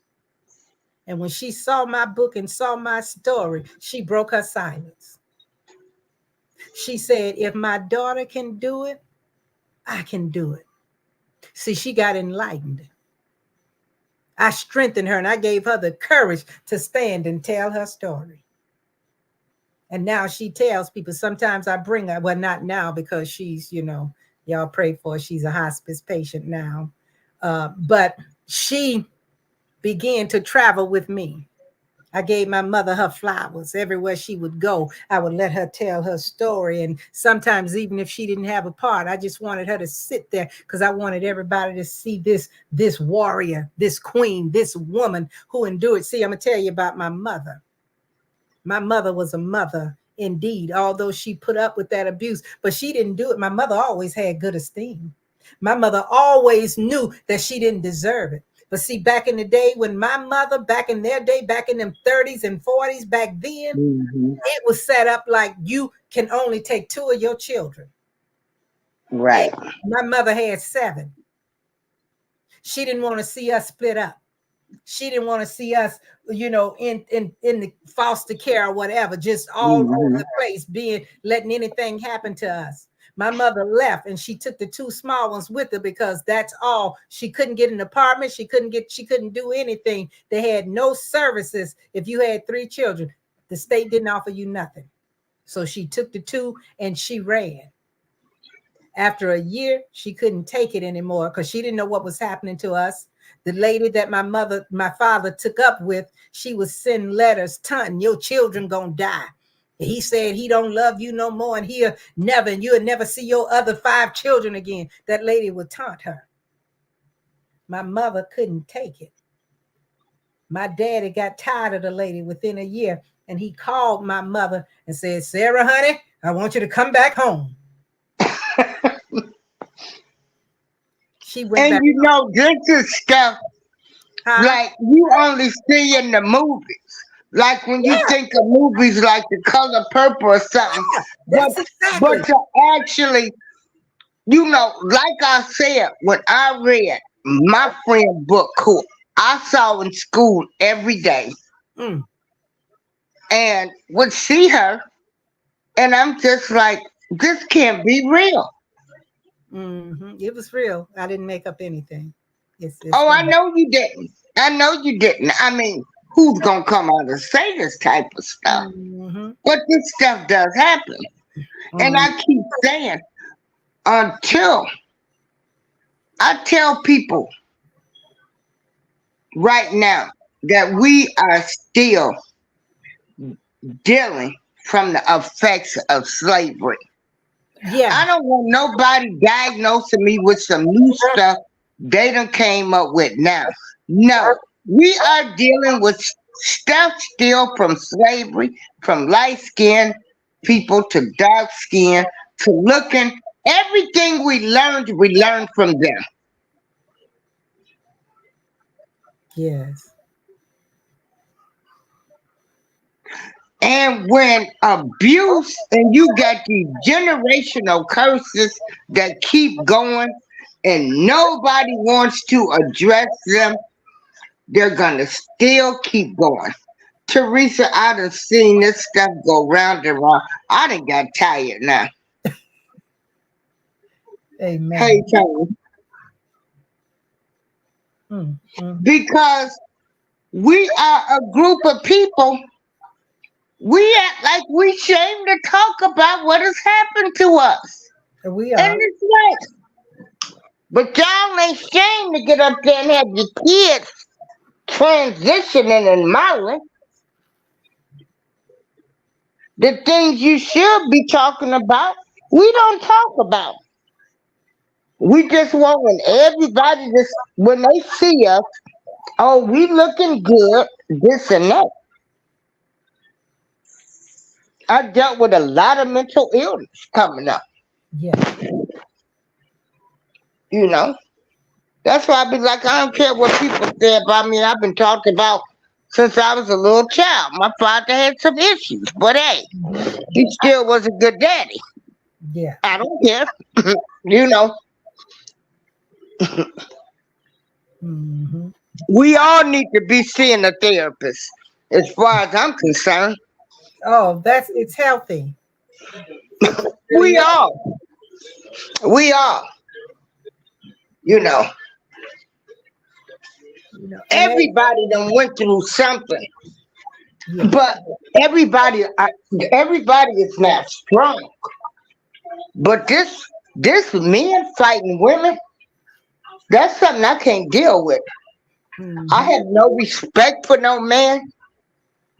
And out of respect, since you my good Christian friend, I ain't gonna curse in front of you. But you know, they BITCHAZZ Negroes. Any man that puts their hand on a woman.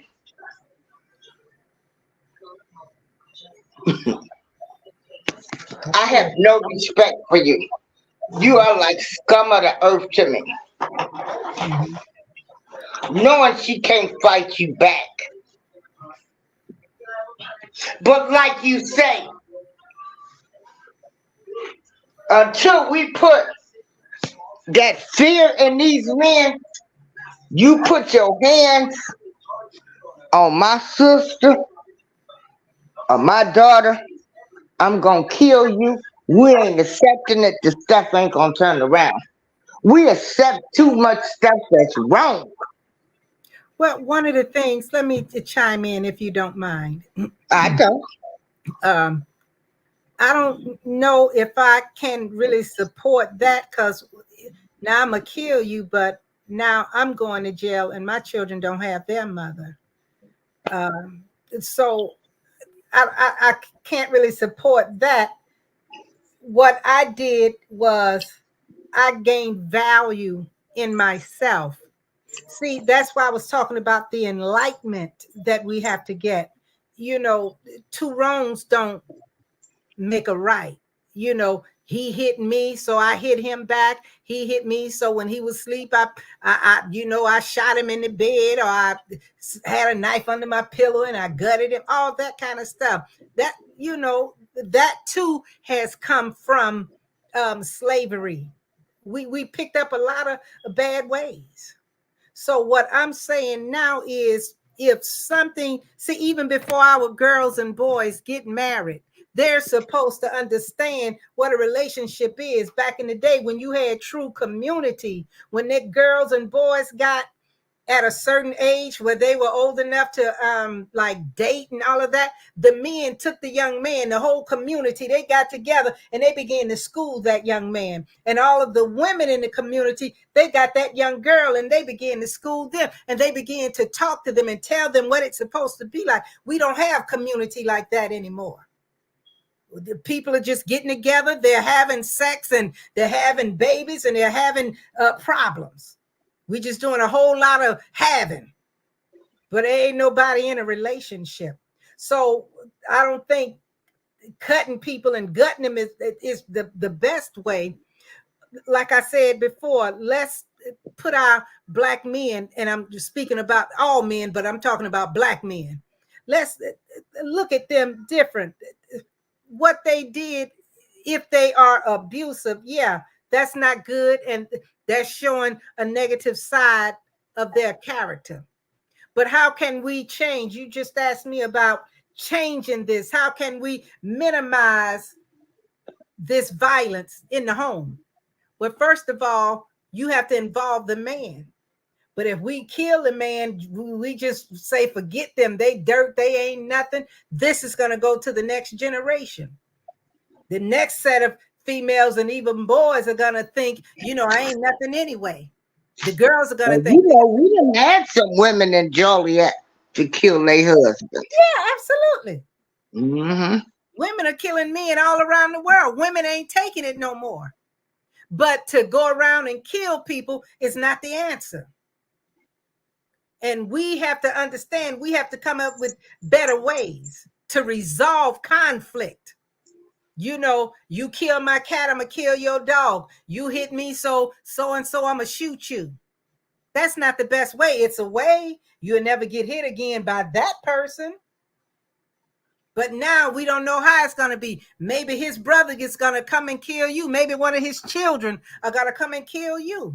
We don't know. So now we got some domestic gang violence type stuff going on in the families. Mm-hmm. So we have to figure out the right way. And as I said, and it starts, the scripture says charity begins at home. When our children are little, we're supposed to put these things in them. They're supposed to see mother and father, like my little grandchildren. They see how it's supposed to be done. They see their parents, they'll kiss. I ain't talking about all of that in the bedroom stuff, but they'll see each other hug. They'll see each other give a quick pat on the lips. They've never seen their mother and father yelling at one another.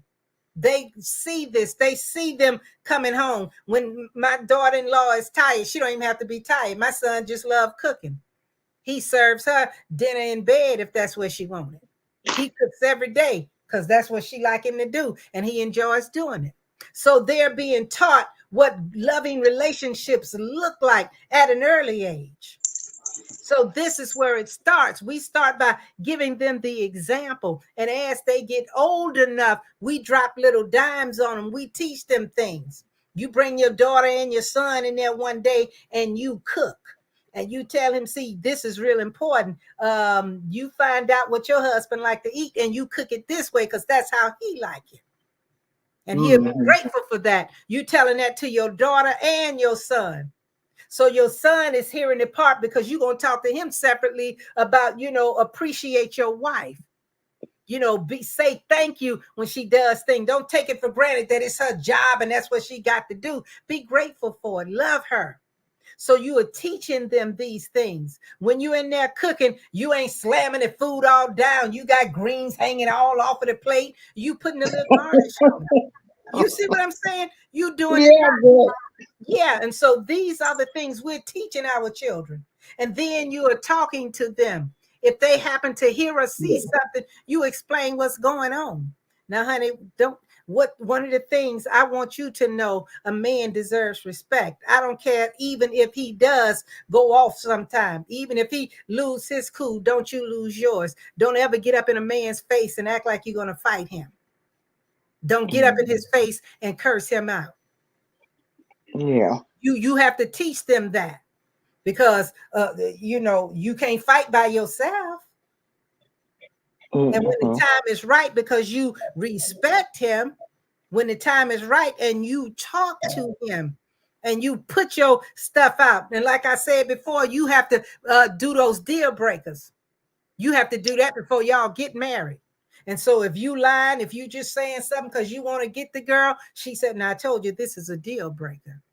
So I don't know if you were just being dishonest, and if you thought the paper, just because you put a ring on the finger or put some paper downtown in the county, that doesn't change what I said. What I said is what I said, and I can't live like this. And we still, Teresa, we still have people that still don't want you talking to their kids, telling them nothing. Like they kids. yeah, but see, there's so much information out here now. Children Right. can pick stuff up, and we have to tell our Yeah. children, don't spend all of your time just on the remote control and pew pew play shooting them up games and car chase game. We teach our children. Them people, even in the summer, my grandson, he's 15, he still have to write book reports in the summer.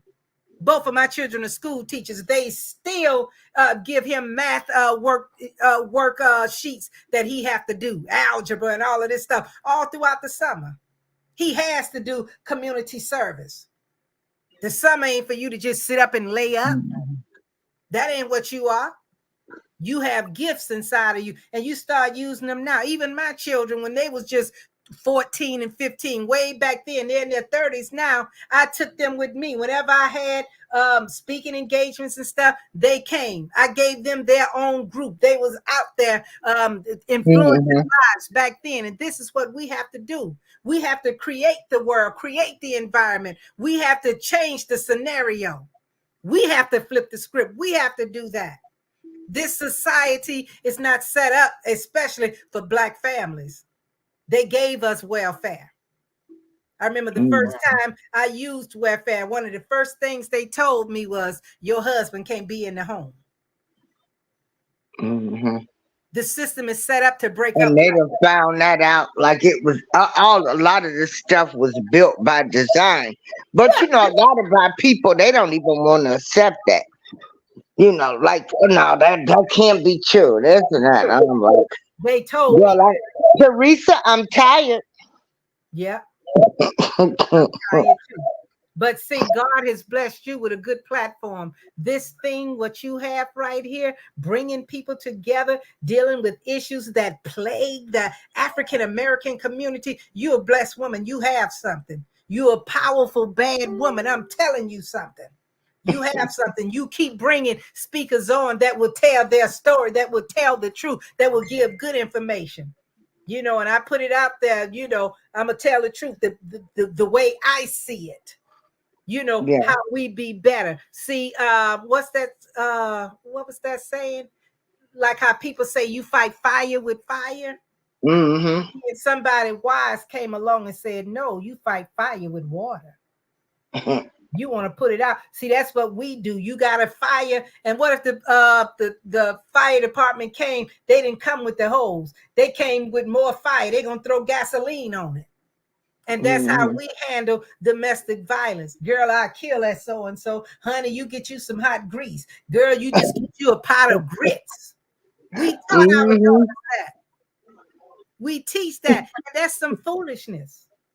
I have a friend right now. She tried to do that. She turned on the stove and she was gonna like kill him with the try to have the gas. The man came home from work. He opened the door and the wind from the fire made the gas The from the backdrop. stove. Mm-hmm. It burnt her up The from head to toe. backdrop. Yeah, the Uh-huh. backlash. I Her be whole- trying to tell people we come from a city, Joliet. yeah, Everybody know everybody. yeah. Honey, if we ain't seen it, we done heard about We it. didn't heard Honey, about it. we done seen it Yep, all but in one little time. yep. So One little time. yeah, Well, honey, I want to thank you for coming on tonight. thank you for having me. I appreciate it so much. And so when you doing another play, another Zoom workshop? Well, I'm Uh, constantly doing something all the time. The play, that's gonna be a minute. We got some written up, but we can't do them okay. right now. It's just too much. We can't. Yeah. Yeah, but stuff is on the wire. We do stuff at least once a month, but we be doing that part in person. Hmm. When I do some online stuff, I make sure I send you an invite. Yeah, you know I'm gonna be there. Absolutely, you're a great supporter. Hmm. That's why I'm telling the people to go and do the S Showers 813 because you have something good here, and Yeah. we need to Um, support one another. That's important. mhm. You know. Teresa. Yes. So I'm gonna talk to you about something I'm gonna do for next year, Okay. and I'm gonna inbox you my number, but it's something I want to do, and this it's for dealing with women losing their breasts and stuff. But Losing anyway, what? Teresa, give the audience a quick summary of your two books. This is her first book that she has. I got the picture up there. And see, you got to come over so I can show you how to work this.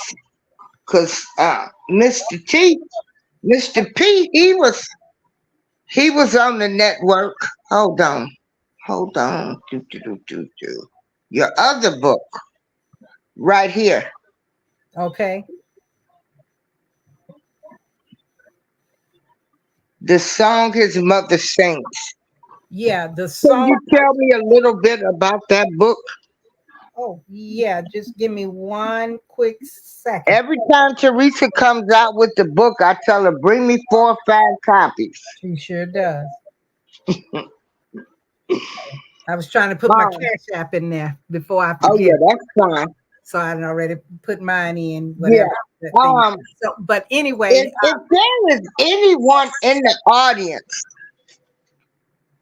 that would like to read one of these books together and we have a discussion, you let me know and I'll get the book for you and we'll have a discussion and have Miss Teresa come back on. oh, that would be awesome. hmm Now, okay.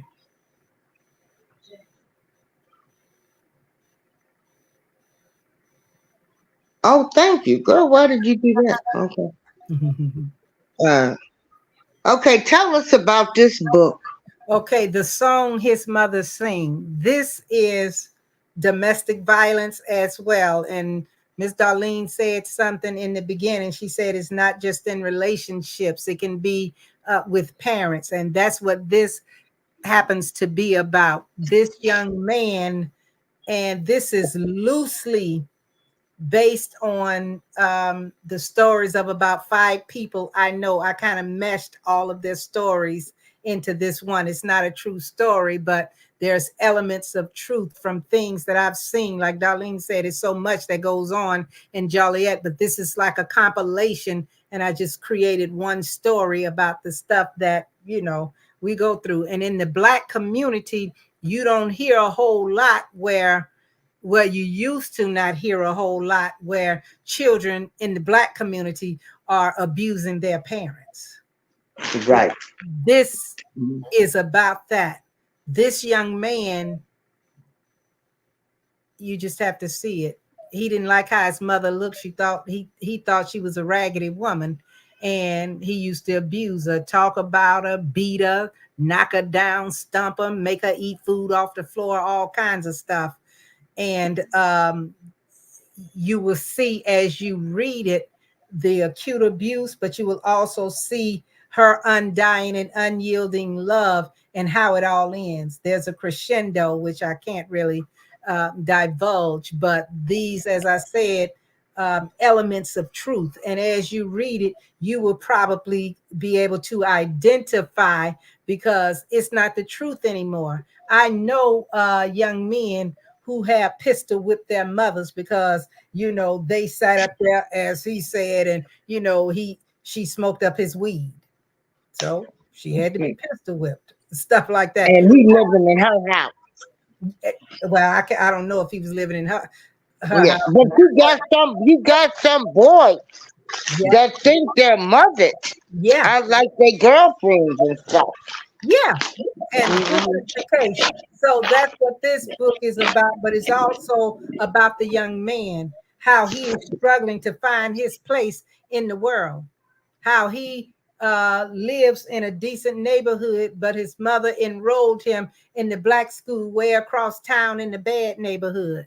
And he couldn't understand that. And then the issues that he had to face, the racism that he had to see, all of the teachers, there were no Black teachers.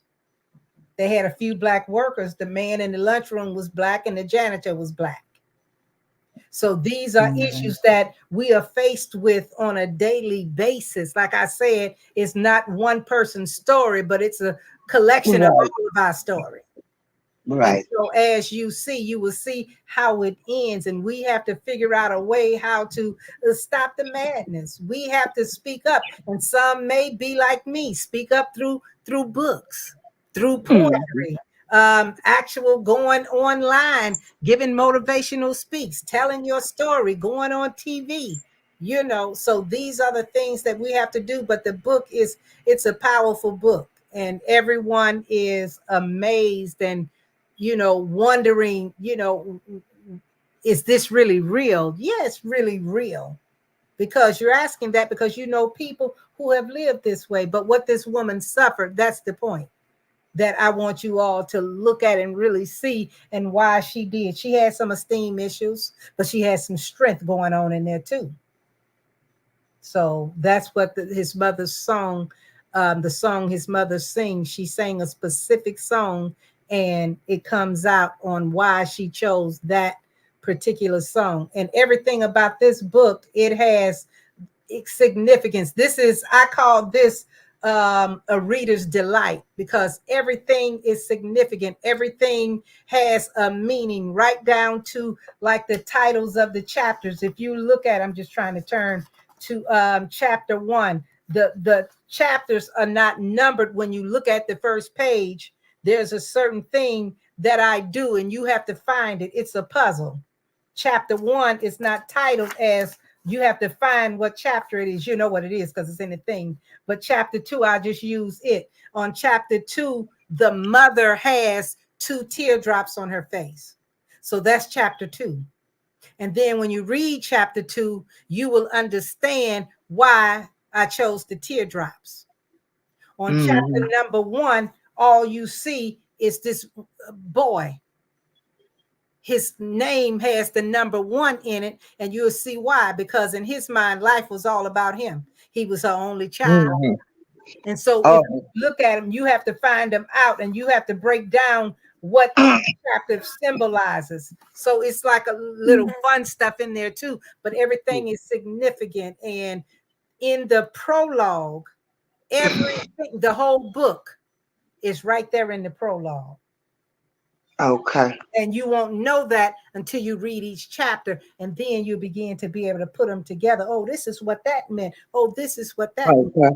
So it's a lot involved. So anyway, yeah, it's a really it's a good read, and I would highly recommend it. Not because I wrote it, but because I Okay.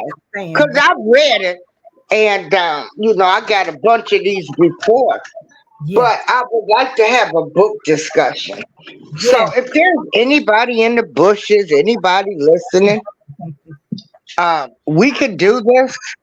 It'll be a Christmas present, and we'll read the book, yes, and then we'll talk about it. yes. Inbox me. Let me put my information in.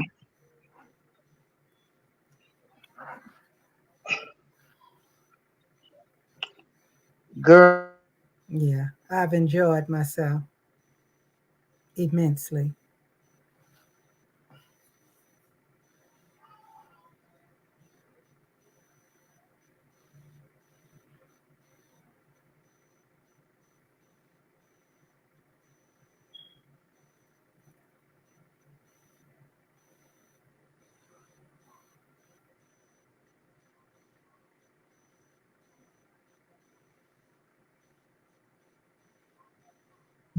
oh, wait a minute. Am I muted? I think I done muted myself. It's time for me to get off of here. We've Mm, been on here 2 hours and 20 minutes, which is nothing. But okay. that's how friends do when Yeah. they get together and they haven't talked to each other in a while. Yes. Like I said, she called me, I'm coming. I call her, she coming. Mm-hmm. I love you, Teresa, with everything in me. I love you too. Okay. Mm-mm. Thank you for sharing your story.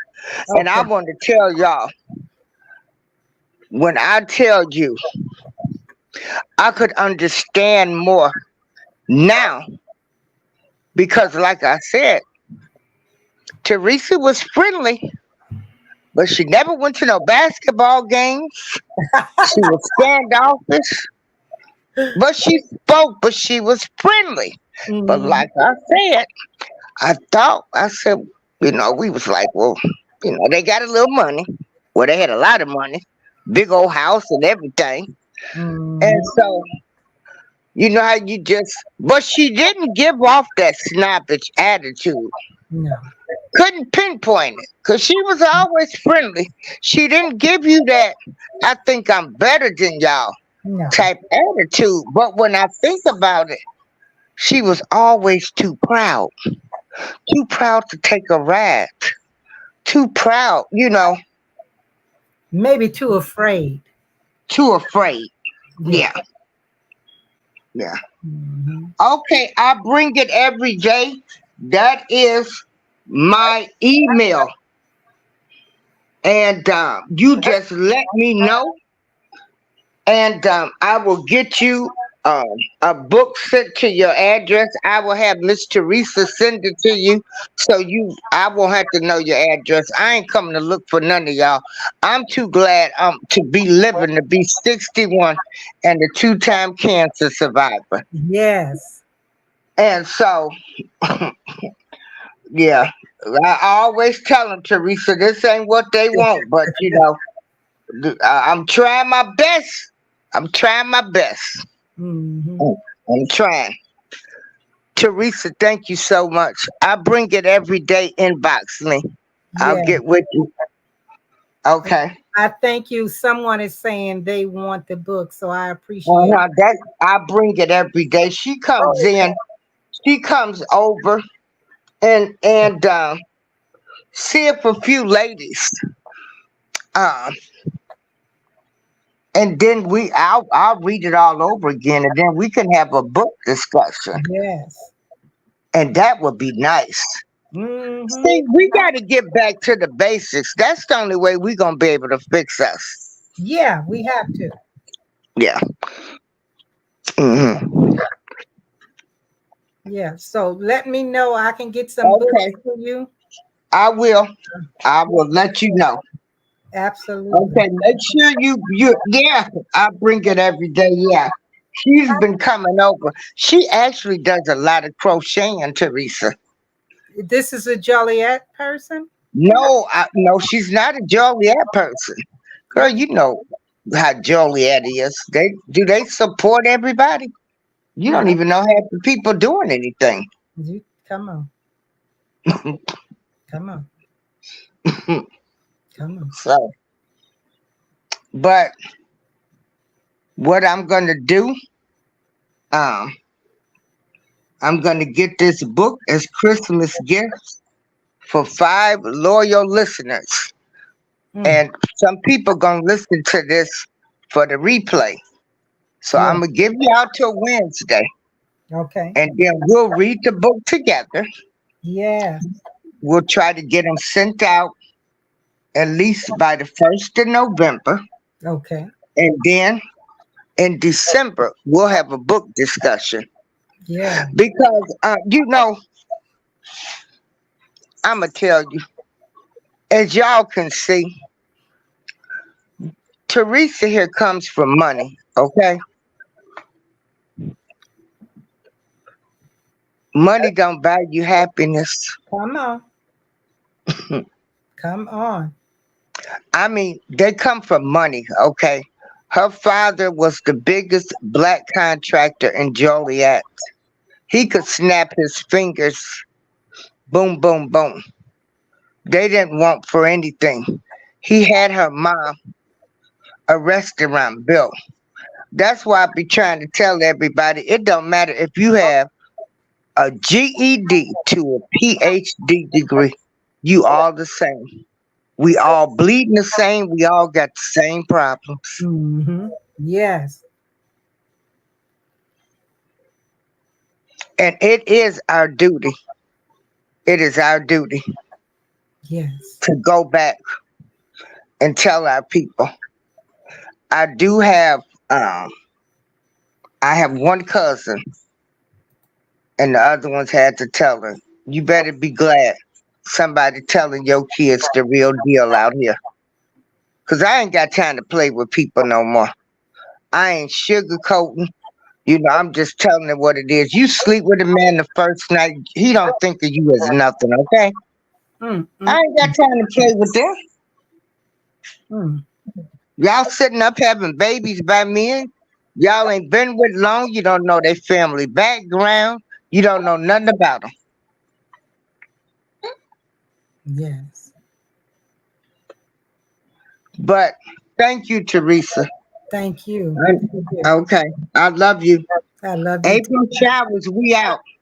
I Mm. bring it every day. Make sure you inbox me. Thank you. All right. Bye. Bye bye. Bye bye.